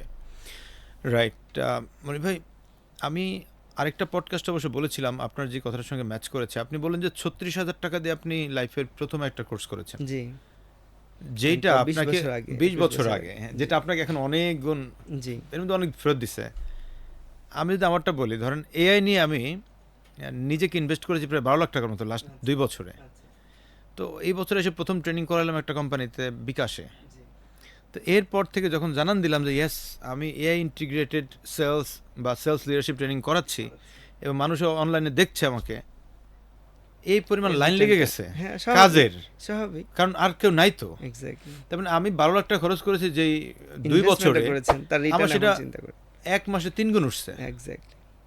তো আমি ইনভেস্টমেন্ট কেন এখানে বেশি করে, দেখেন এআই ট্রেনিং অনেক জায়গায় মাত্র ধরেন 5,000 টাকা দিয়ে করায়, অথচ আমি 5 দিনের একটা ট্রেনিং করছি ওইখানে এই মালয়েশিয়াতে গিয়ে, 4,90,000 টাকা বা 5 লাখ টাকায় ধরেন, 5 লাখ টাকা ওদেরকে দিছে শুধুমাত্র কোর্স ফি, তাও কি ওদের সরকারি ফি এটা। এরপর আমার আসা যাওয়া থাকা খাওয়া তো আছেই, 5 দিনে ধরেন ফলাচলে অনেকগুলো টাকা খরচ করা। তাহলে এই যে 5 দিনে প্রায় 6 লাখ টাকা খরচ করে ফেললাম, শুনতে অনেক, সেটা কিন্তু আপনি 1200 টাকাও পারতেন, রাইট, সেটা 1200 টাকা পারতাম, রাইট। বাট আমি ওইখান থেকে যেভাবে শিখেছেন, আমার যে কনফিডেন্সটা গ্রো করেছে, আমি কিন্তু এর আগেও ট্রেনিং করছি, দেখেন এর আগে কিন্তু আমি আরো 6 লাখ টাকা খরচ করছি বিভিন্ন ছোটো ছোটো কোর্স করে, অনলাইন কোর্স করে, তখন কিন্তু আমার মধ্যে কনফিডেন্স গ্রোটা করে নাই। বাট যখন আমি এইটা করছি, এটা করে বাংলাদেশে আসার পরে আমাদের একটা কনফিডেন্স গ্রো করছে, ওকে তাহলে কিন্তু আমি আমার ট্রেনিং এটা ইন্টিগ্রেট করতে পারি।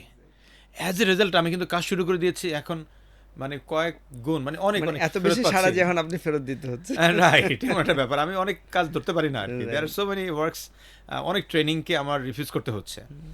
তো এই যে আপনার কথার সঙ্গে মিলে যায় আর কি বিষয়গুলো, কারণ আপনি তো আসলে আপনার এক্সপিরিয়েন্স থেকে বলছেন, এই ব্যাপারগুলো রিয়েলি ঘটে।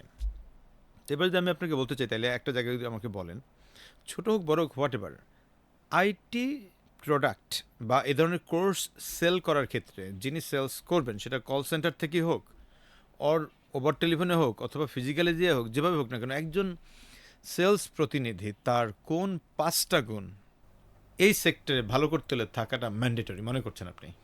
ওয়েল, স্পেসিফিক হয়তো আপনার মতো বলতে পারবো না, বাট আমি যদি আমার মানে পারসেপশন থেকে বলি, প্রথমত হচ্ছে লাইক আসলে ভালো সেলসের জন্য ভালো প্রোডাক্ট ম্যান্ডেটরি, এটা আমি আগেও বলছি, এখনও বলছি যে দেখেন আপনি যত বড় ধরনের স্ট্র্যাটেজি নিয়ে আসেন না সেলসে, হোয়ার আপনার ইন্টেনশন বা আপনার প্রোডাক্ট ভালো না, এটা না একটা ফর দ্য মানে সার্টেন টাইম পর্যন্ত কাজ করবে, এরপরে গিয়ে সেটা ফল করবে।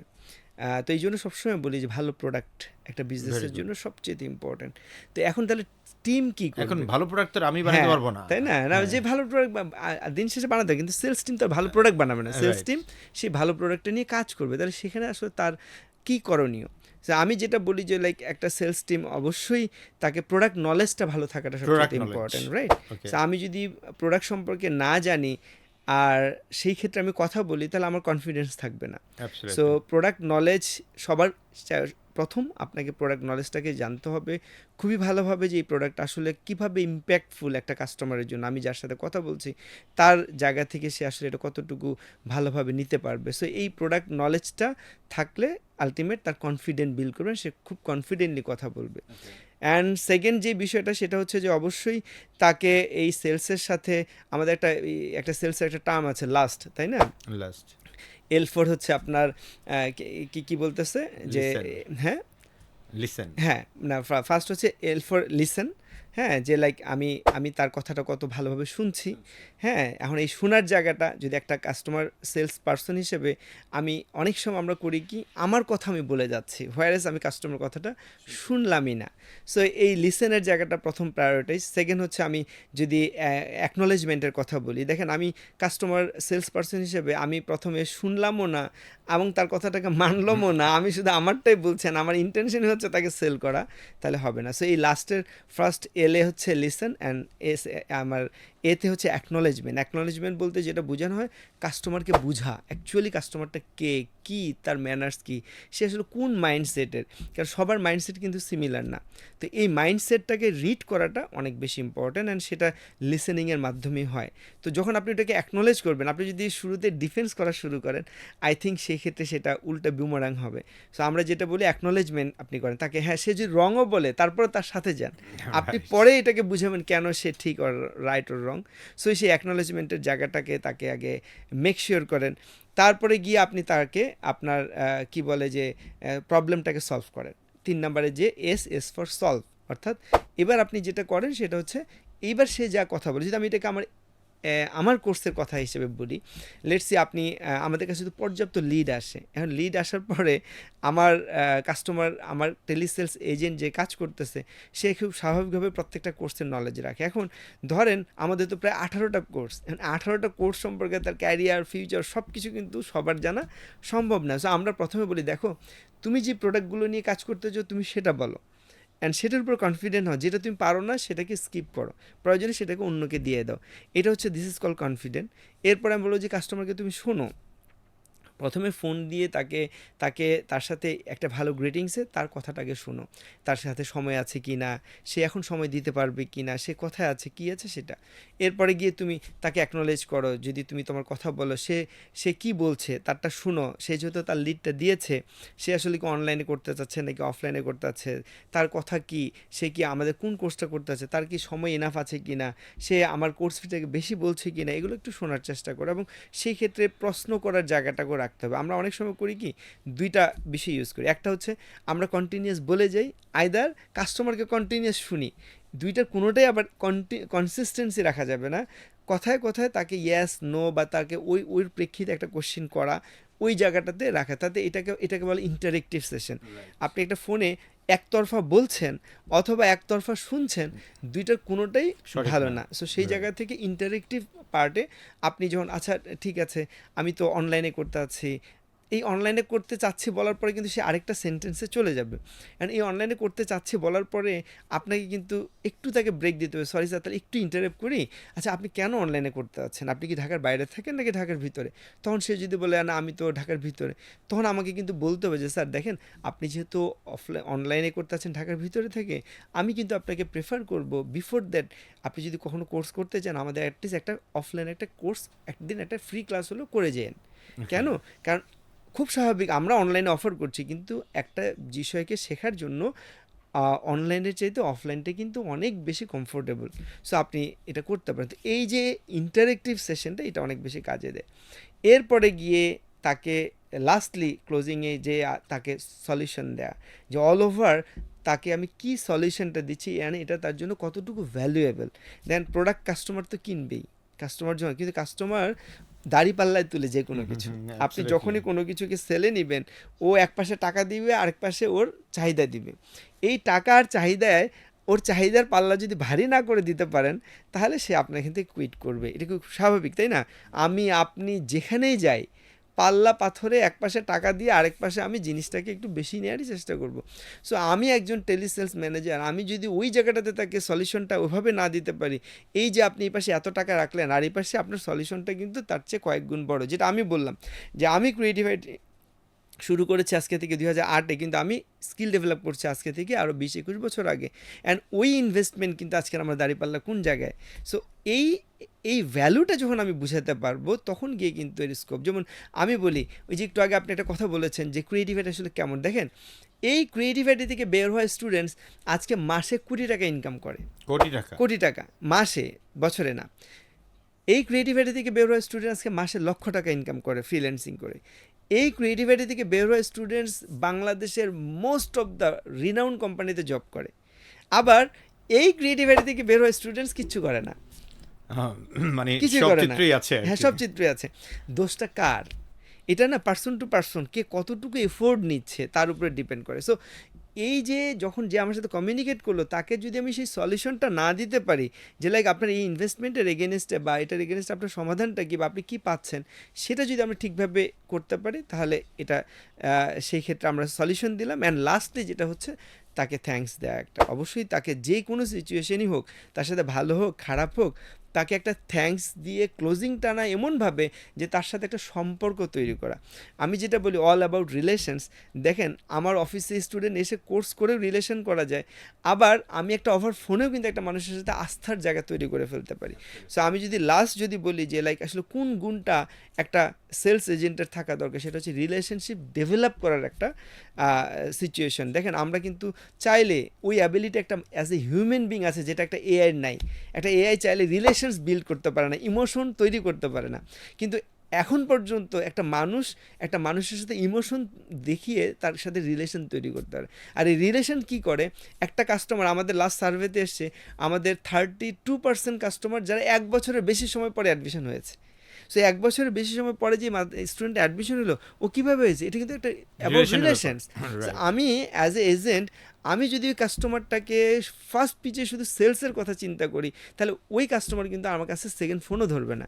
বাট হোয়ারেজ আমি যদি তার কথা শুনি, তাকে থ্যাঙ্কস দেই, তাকে একটা আইডিয়া দেই, তার কথা, তার স্কোপের ভ্যালু দেই, তাহলে তার সাথে কিন্তু একটা সম্পর্ক তৈরি হচ্ছে। অ্যান্ড সেকেন্ড টাইম কিন্তু সে আমার ফোনটা ধরবে। সো অল অ্যাবাউট রিলেশনস, এটাকে অবশ্যই মেনটেন করতে হবে। রাইট। মনে ভাই, তাহলে এখানে আপনি লাস্টের যে মেথডটা, লিসেন, অ্যাকনলেজ, সলিউশন এবং থ্যাংক ইউ, এই মেথডটা ফলো করে আমাদের যারা হচ্ছে এই লাইনে কাজ করছে তারা এটাকে অনেক ভালো করতে পারে। এবং সেখানে আপনি আরো দুটো জিনিস অ্যাড করেছেন, একটা হচ্ছে প্রোডাক্ট নলেজ আর একটা হচ্ছে রিলেশনশিপ ডেভেলপমেন্ট।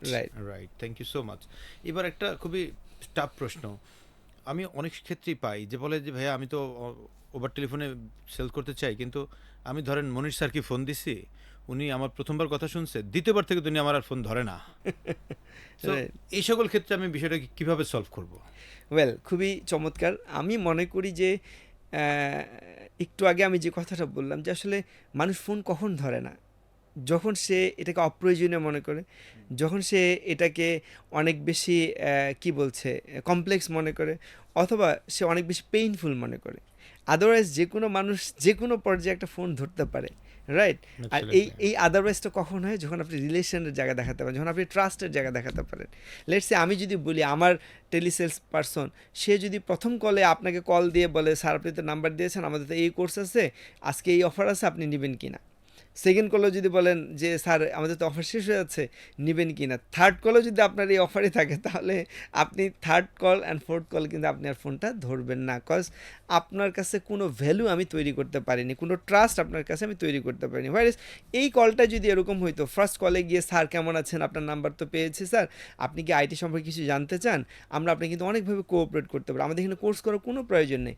আপনাকে আমরা যেটা করতে পারি, ওয়ার্কশপে অ্যাটেন্ড করাতে পারি, আমরা আপনাকে আমাদের অফিস ভিজিট করায় দেখাতে পারি, পারি, আমরা আপনাকে অনলাইনে আমাদের 1-to-1 সেশন দিতে পারি। স্যার এখানে আপনি কখনোই চিন্তা করবেন না এখানে কোর্স করতে হবে।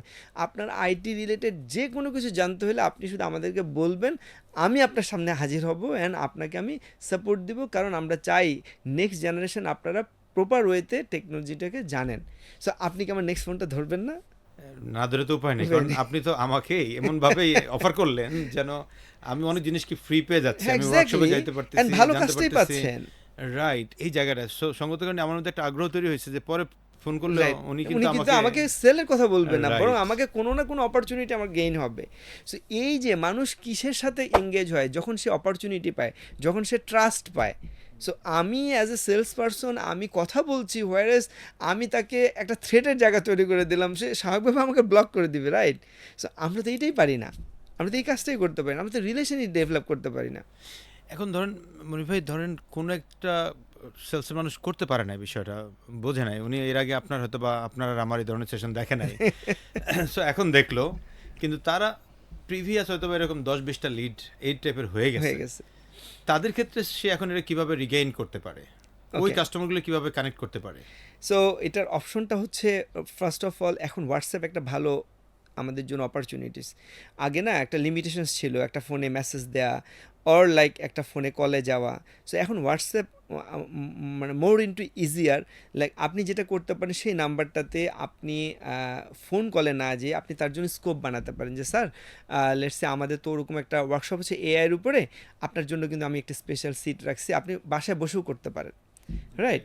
আচ্ছা স্যার আপনার জন্য তো এরকম একটা বিষয় আছে স্যার, আপনি আমার একজন স্পেশাল গেস্টের সাথে কথা বলবেন কি না? মানে প্রয়োজনে সে তাকে যেভাবে রিড করেছে লাস্ট টাইম ঠিক তার মতো করে তাকে কিছু একটা অফার করা। আর আইদার যদি একান্ত না হয় তাহলে অফকোর্স সেক্ষেত্রে তাকে অল্টারনেটিভ ফোন মাধ্যমে তাকে একটা নতুন রিলেশনের জায়গা তৈরি করতে, এছাড়া কোনো অপশন আর নেই। রাইট, থ্যাংক ইউ মনির ভাই। এখানেও আমিও আপনার এই জায়গাটার সাথে একবারে পুরোপুরি একমত। এবং আমি বলি যে ভাই দেখেন, এক্স একজন মানুষ ধরে নেই, জি, মিস্টার মনির হোসেন, জি, তো উনি আমার ফোনটা ধরে নাই, তো আমি ওনাকে হোয়াটসঅ্যাপে চেক করছি, উনি তাও ধরে না, কিন্তু উনি সিন করে, রাইট। এরপরে আর কোনো রিপ্লাই করছে না। বাট এখন আমি জানি যে মনির ভাই হচ্ছে ক্রিয়েটিভ আইটির লোক, আইটি সেক্টরের প্রতি তার নেক আছে, নেক আছে, তাইলে আমি হার্ভার্ডের যদি আইটি সেক্টর রিলেটেড কোনো একটা আর্টিকেল পেয়ে যাই, পেয়ে যাই, আমি ওনাকে কিন্তু পাঠাতে পারি। পাঠাতে পারি, হ্যাঁ, খুব পাঠাইলে একদিন পাঠাইলাম, আরেকদিন হয়তো টেডেক্সের একটা ভিডিও রাইট। পাঠাইলাম, 5 নম্বর দিন এরকম করে একটা দেখবেই, দুটো কারণ সে দেখবে এবং উনি দেখবেই, কিন্তু এবং সে আমাকে নক রাইট করবেই, করবেই, হ্যাঁ। না করার কিন্তু না, সুযোগ নাই। কারণ সে সে তার রিলেভেন্ট বিষয় পাচ্ছে, সে বেনিফিশিয়ারি হচ্ছে। রাইট। আর উল্টা যদি করি যে স্যার আমাদের আমাদের কিন্তু এই কোর্স অফার আছে, চলতেছে, স্যার এই কিন্তু লাস্ট অফার, আখেরি লাভ অফার, নাই। লাভ নাই। হ্যাঁ, সো ডিয়ার ভিউয়ার্স, আমরা কিন্তু এখান থেকে একটা মারাত্মক মেসেজ পেয়েছি, আমরা অনেকেই এই ভুলগুলো করে থাকি, সো এই ভুলগুলো আসলে করা যাবে না। আমরা অনেকেই ফলো আপ করতে গিয়ে খুব বড় ধরনের প্যারা দেই কাস্টমারদেরকে, যে প্যারাটা আসলে কাস্টমার খুবই খুবই বিরক্ত ফিল করে। আমরা মনে করি ফলো আপ মানেই মনে হয় তাকে আমি আমার কোর্স নিয়ে জানতে চাইবো, স্যার আমার এটা নেবেন কিনা সেজন্য ফোন দিছি, না তা করেন না, না করে রেদার ওনাকে কোনো একটা জায়গায় আপনি কানেক্ট করার জন্য একটু হেল্প করেন, তাকে কোনো একটা ভিডিও, কোনো একটা বই, কোনো একটা আর্টিকেলস, অথবা কোনো একটা ওয়ার্কশপের লিঙ্ক, অথবা আপনার কোম্পানিতে হচ্ছে না আরেক কোম্পানিতে হচ্ছে, আপনি দেখলেন, আপনার মনে হচ্ছে যে এটা ওনাকে পাঠালে উনি হয়তো বা কাজে দেবে ওনার, পাঠান না সেটা একটা। যেমন আমার ক্ষেত্রে যদি কেউ সেলস রিলেটেড কোনো ভিডিও আমাকে ইনবক্স করে, আমার কাছে খুব ভালো লাগে এবং খুব স্বাভাবিক। কৃতজ্ঞতা প্রকাশ করি তার প্রতি আমি, বা সেলস লিডারশিপ রিলেটেড কোনো একটা বইয়ের লিঙ্ক পাঠায় আমার কাছে ভালো লাগে আমার, রাইট? সো এইভাবে মানুষকে কানেক্ট করা যায়।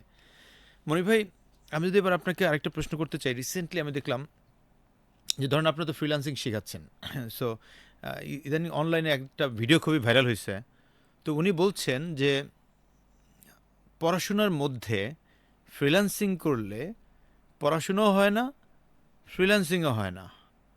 তো উনি বোঝাতে চেয়েছেন যে তুমি যখন পড়াশোনা করবা তখন ফ্রিল্যান্সিং করার দরকার নাই।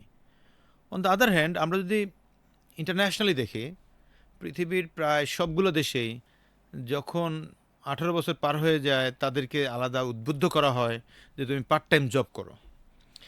আমিও যেহেতু পিএইচডি করতেছি মালয়েশিয়াতে, সেখানেও দেখি যে প্রত্যেকেই এরকম কোনো না কোনো জবের সাথে জড়িত, ওইখানে মাস্টার্স করতেছে কিন্তু সে জব করছে, ইভেন অনার্সে করছে, জব করছে। ইভেন আমরা যারা বাংলাদেশ থেকে বিদেশে পড়তে যায়, আমার ছোটো ভাই এখন ইতালিতে পড়ে, ও সপ্তাহে 3 দিন ক্লাস করে, আবার 3 দিন হচ্ছে গিয়ে একটা রেস্টুরেন্টে সার্ভিংয়ে কাজ করে। সো এই যে জায়গাটা, এই জায়গাটাকে আসলে আমরা কিভাবে দেখছি? মানে উনি যে কথাটা বলেছেন সেই কথাটা আসলে ভ্যালিডিটিটা কোথায়? জি। আপনি এই বিষয়টাকে কেমনভাবে দেখছেন? ওয়েল না, যদিও আমি ভদ্রলোককে চিনি না, হয়তো উনি অনেক রিনাউন্ড পারসন, বাট আমি নিজেও ভিডিওটা দেখেছি আর আমিও ফেসবুকে শেয়ার করেছি। আমারও বেশ কিউরিসিটি ইন এ সেন্স, দেখেন, আমি যদি ওনাকে মানে সামনাসামনি পেতাম, হয়তো আমি দুইটা কোয়েশ্চেন করতাম। সেটা হচ্ছে যে লাইক উনি যে স্টেটমেন্টটা দিয়েছে যে লাইক ফ্রিল্যান্সাররা, দেখেন এখানে ফ্রিল্যান্সাররা বলা ঠিক হয়নি। উনি যদি বলতো কিছু সংখ্যক ফ্রিল্যান্সার বা কিছু একটা জায়গায়, তাহলে হ্যাঁ, একটা সার্টেন নাম্বার কিন্তু সব জায়গায় কমতি আছে, এটা আমিও জানি, রাইট? যে সব ফ্রিল্যান্সাররাই যে লাইক অ্যাকাডেমিক্যালি খুব সাউন্ড হয় বা পড়াশোনা ঠিকভাবে করছে তা না, কিছু নেই। বাট উনি একদমই, আমার প্রথম কথা হচ্ছে স্ট্রেইট পুরো ফ্রিল্যান্সিং কমিউনিটিটাকে আসলে বলাটা ঠিক হয়নি হয়তো বা। আর সেকেন্ড কোশ্চিন যেটা হচ্ছে আমার ওনার কাছে, যে লাইক উনি যদি এটাই মনে করে যে না, ফ্রিল্যান্সিং করলেই আসলে একাডেমিক জায়গাটাতে শিক্ষার একটা মানে অপব্যবহার হচ্ছে, বা আসলে মানুষ সেই পরিমাণ শিক্ষাগত যোগ্যতা তৈরি করতে পারছে না, তাহলে আমার কথা হচ্ছে যারা আসলে ফ্রিল্যান্সিং করছে তো 1% মানুষ এখন কারেন্ট মার্কেটে, 99% ছেলে মেয়েই তো কোনো কিছু না করেই তারা পড়াশোনা শেষ করছে, তাহলে আমাদের দেশে এত বেকার কেন? এখন তো কেন প্রায় 28 লাখ বেকার। 28 লক্ষ বেকার, তাহলে কেন আমি ওনার কাছে এই কোশ্চিনটাই, যারা খুব ভালোভাবে পড়াশোনা শেষ করলো, কোনো কাজের সাথে যারা সম্পৃক্ত হলো না, তাদেরকে আমরা ইন্ডাস্ট্রি কেন চাকরির জন্য যোগ্য মনে করছি না, এটা আমার কোশ্চিন ওনার কাছে। ঠিক আছে?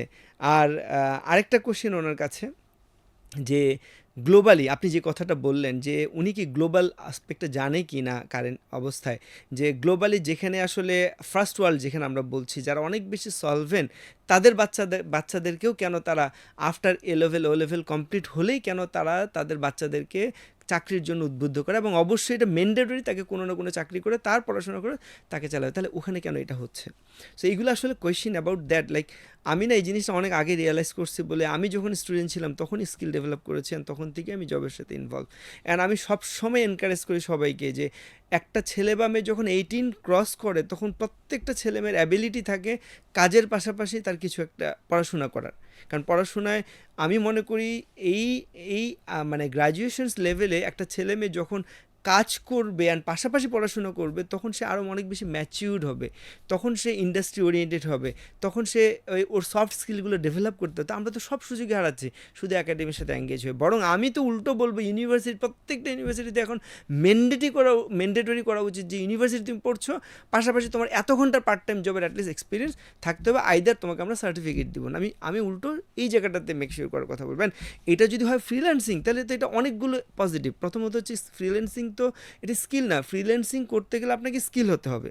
তার মানে কি হচ্ছে, পড়াশোনার পাশাপাশি আপনি প্রথমত স্কিল হচ্ছেন, সেকেন্ড হচ্ছে আপনি যখন ফ্রিল্যান্সিং করছেন তখন একটা গ্লোবাল কমিউনিটির সাথে আপনি কমিউনিকেট করছেন, তার মানে আপনার এখানে একটা সফট স্কিল ডেভেলপ হচ্ছে, ইকোনমিক্যাল স্কিল ডেভেলপ হচ্ছে।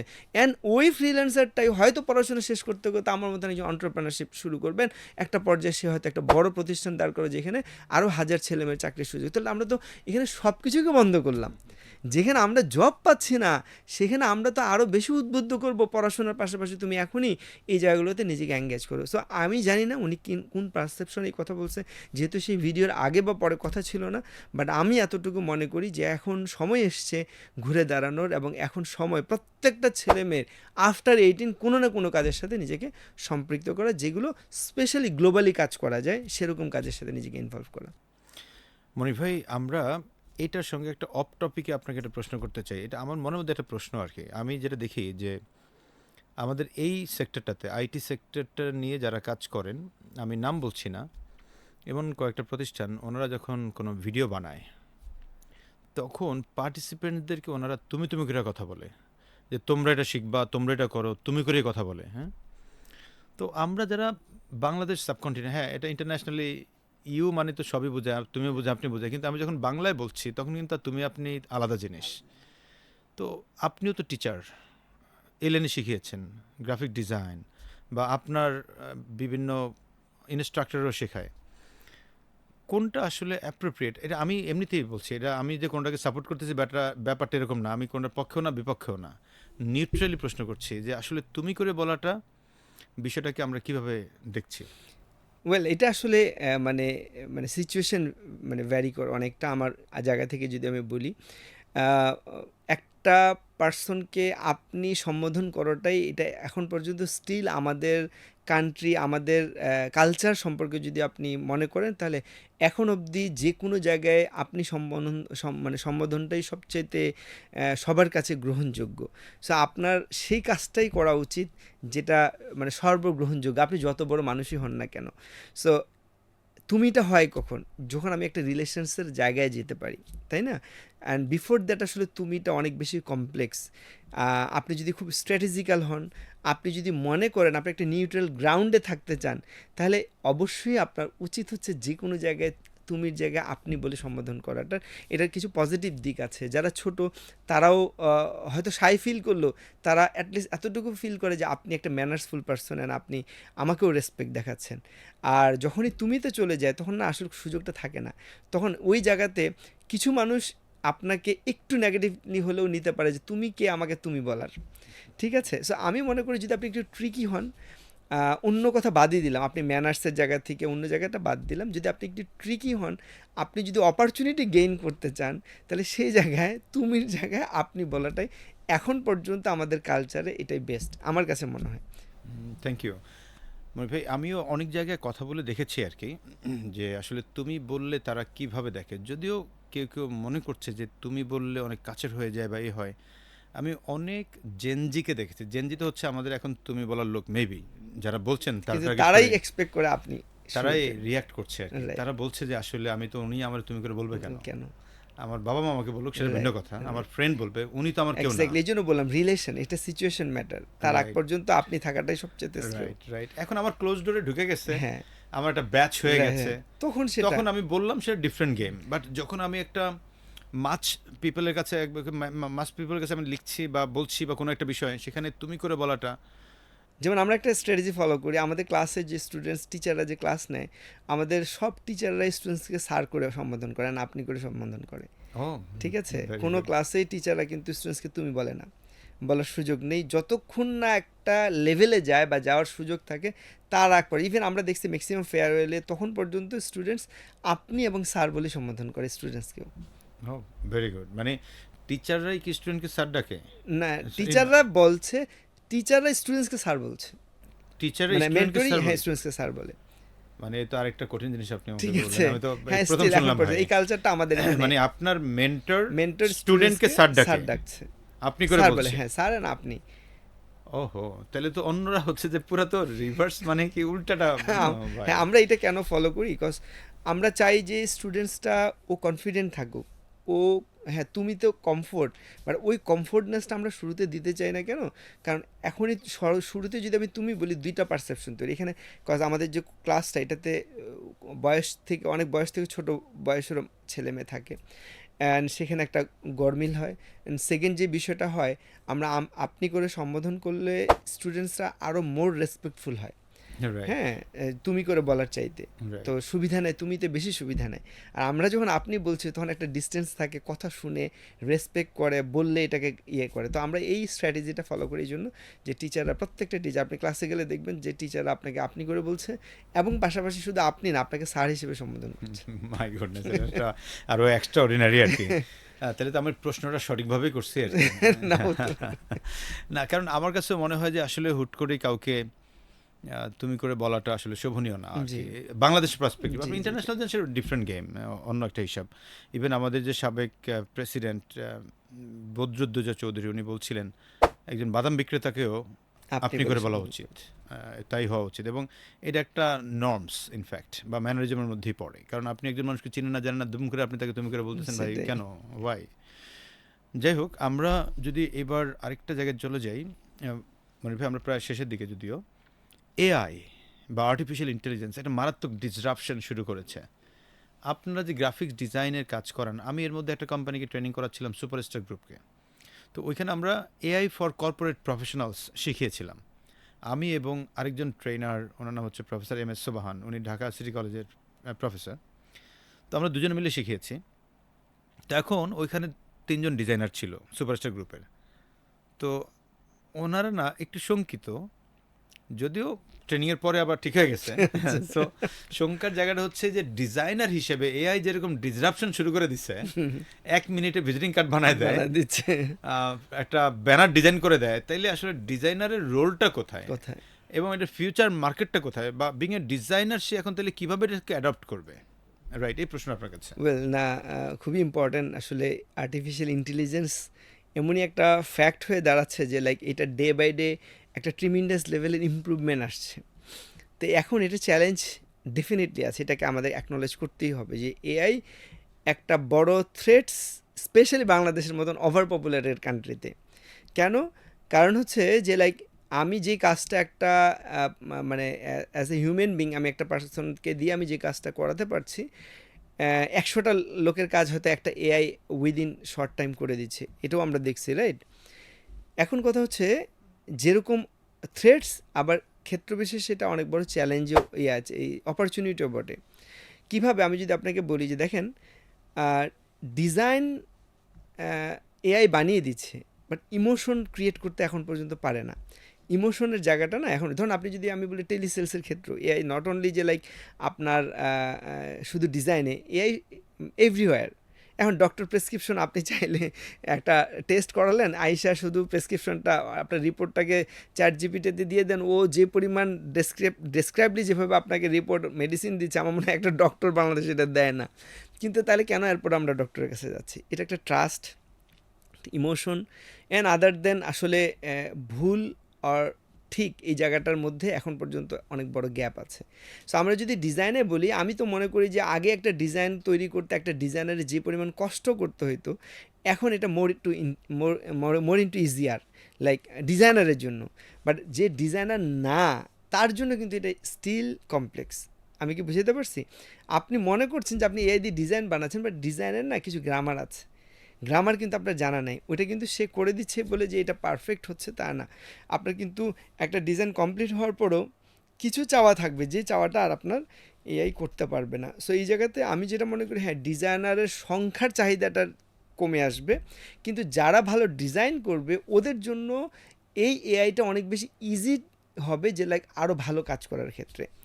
তো অফকোর্স এটা অনেক বড় সংখ্যার জন্য একটা চ্যালেঞ্জ।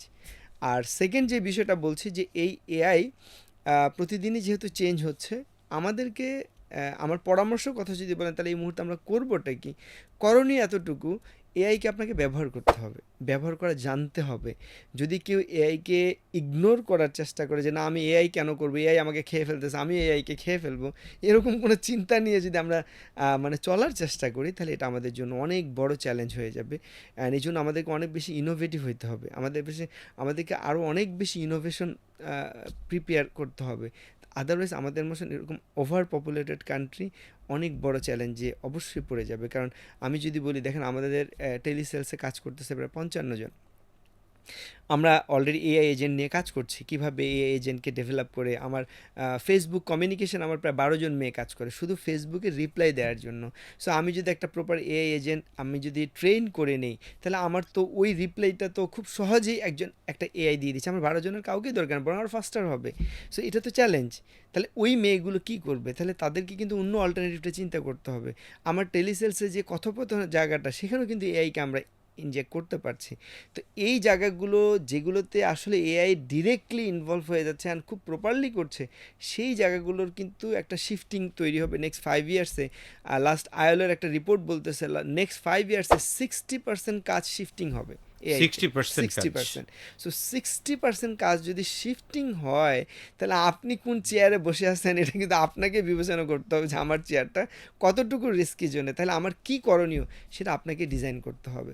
সো অবশ্যই চ্যালেঞ্জ আছে, আবার অপরচুনিটিসও আছে। আপনি যেমন ইফতি ভাই, আপনি চিন্তা করেন আগে কীভাবে ট্রেনিং নিতেন, আপনি নিজেকে অলরেডি চেঞ্জ করে শিফট করা শুরু করে দিয়েছেন। না, এটা করতে হবে। করে কি হচ্ছে, অপরচুনিটি আপনি আবার গেইন করছেন প্রচুর, ঠিক আছে না? তো এটাই হচ্ছে ম্যাটার। সো আমাদেরকে সিচুয়েশন আসবেই, এই সিচুয়েশনস আমাদেরকে আরও বড় অপরচুনিটির ডোর ওপেন করবে, কিন্তু সেটা আমরা আদৌ কাজে লাগাতে পারছি কি না। আমি লাস্ট একটা কথা দিয়ে শেষ করি, লাস্ট চ্যালেঞ্জের কথা। আমাদের সবাই মনে আছে আপনাদের, আমাদের সবাই প্যান্ডামিক সিচুয়েশন, লাস্ট লকডাউন, হ্যাঁ। তো সেই সিচুয়েশনটা আমাদের জন্য একটা ডিজাস্টার ছিল, বিকজ আমাদের তো আপনার ফিজিক্যাল প্রিমিসেস আমাদের চেয়ে বড় কারোরই নেই। হঠাৎ করে শাটডাউন, আমার তখন স্টুডেন্ট ছিল কত, প্রায় 4,500। 4,500 স্টুডেন্টসকে আমি এখন কোথায় নিব, কী করব? দেখেন সেই সময় যে এপ্রিল মাস, মে মাস, যত দিন যাচ্ছে একটা আনসার্টেনিটি তৈরি হলে আমরা কী করব, কি করলে আমরা আসলে সার্ভাইভ করব, আমি চাই না কখনো আমার এমপ্লয়ি চাকরি যাক। তো কি করব, তো আমরা 2016 সাল থেকে আমরা অনলাইন ট্রেনিং অফার করি। 2016 সালে অনলাইন ট্রেনিং অফার করছি, 17 সালে, 18 সালে, 19 সালে কেউ অনলাইন ট্রেনিং কোর্স করে না। 20 সালে গিয়ে আমরা কি করলাম, আমরা একটা স্ট্র্যাটেজি করলাম যে না, যেহেতু মানে সবাই ঘরে বসে, আমরা অনলাইনে ট্রেনিং করাবো। আমরা ফার্স্ট আমাদের একটা ইনফ্লুয়েন্সারকে দিয়ে আমরা একটা অ্যানাউন্সমেন্ট করলাম যে আমরা 700 ছেলে মেয়েকে আমরা ফ্রি অনলাইনে ট্রেনিং দিব। এই 700 ফ্রি ট্রেনিংয়ের অফারে আমাদের প্রায় 10,000 ছেলে মেয়ে রেজিস্ট্রেশন করলো। ও বাবা! অ্যান্ড এই 10,000 ছেলে মেয়েকে আমরা কি করলাম, তারপরে আমরা প্রায় 1,000 ছেলে মেয়েকে আমরা ফ্রি ট্রেনিং দিলাম। বাকি ছেলে মেয়ে কিন্তু টাকা দিয়ে পেইড ট্রেনিং করা শুরু করলো সেই প্যান্ডেমিক টাইমে। অ্যান্ড যেই প্যান্ডেমিক শেষ হলো, তখন গিয়ে আমার অফলাইনও ভালো সেল শুরু হলো, আর অনলাইনে যেটাতে কখনো সেল ছিল না সেটাও একটা বিশাল রেভিনিউর জায়গা তৈরি করলো। সো আসলে চ্যালেঞ্জ না থাকবে, বাট ওইটা থেকে একটা ডোর থাকে, যে ডোরটা আমার অপরচুনিটিকে নিয়ে আসে। সো আমরা আসলে সেভাবে চিন্তা করতে পারি কি না, যদি পারি, খুঁজে নিতে পারি, প্রিপেয়ার করতে পারি, তাহলে হয়তো সেটা আমাদের জন্য একটা অপরচুনিটি হয়ে যেতে পারে। মনির ভাই, আপনি একটা শব্দ ইউজ করলেন, AI agent. Right. Recently AI agent এটা নিয়ে মানে মারাত্মক শোরগোল হচ্ছে, জি এবং আগামী দিন কাঁপাবে জি এআই এজেন্ট।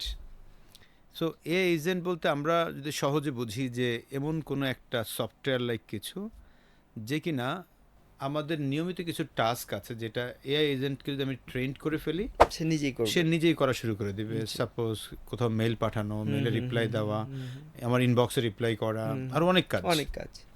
তো এখন আপনারা এজ এ আইটি সেক্টর বা আইটি সেক্টরের মধ্যে একটা বড় প্রতিষ্ঠান ক্রিয়েটিভ আইটি, আপনারা কি এআই এজেন্ট, আমরা যারা ধরেন ফিউচার আইকন একটা ট্রেনিং প্রতিষ্ঠান বা সেলস লিডারশিপ একাডেমি আরেকটা প্রতিষ্ঠান, আমরা তো এরকম এআই এজেন্ট চাই, আপনারা কি এআই এজেন্টের বিজনেস রান করছেন কিনা?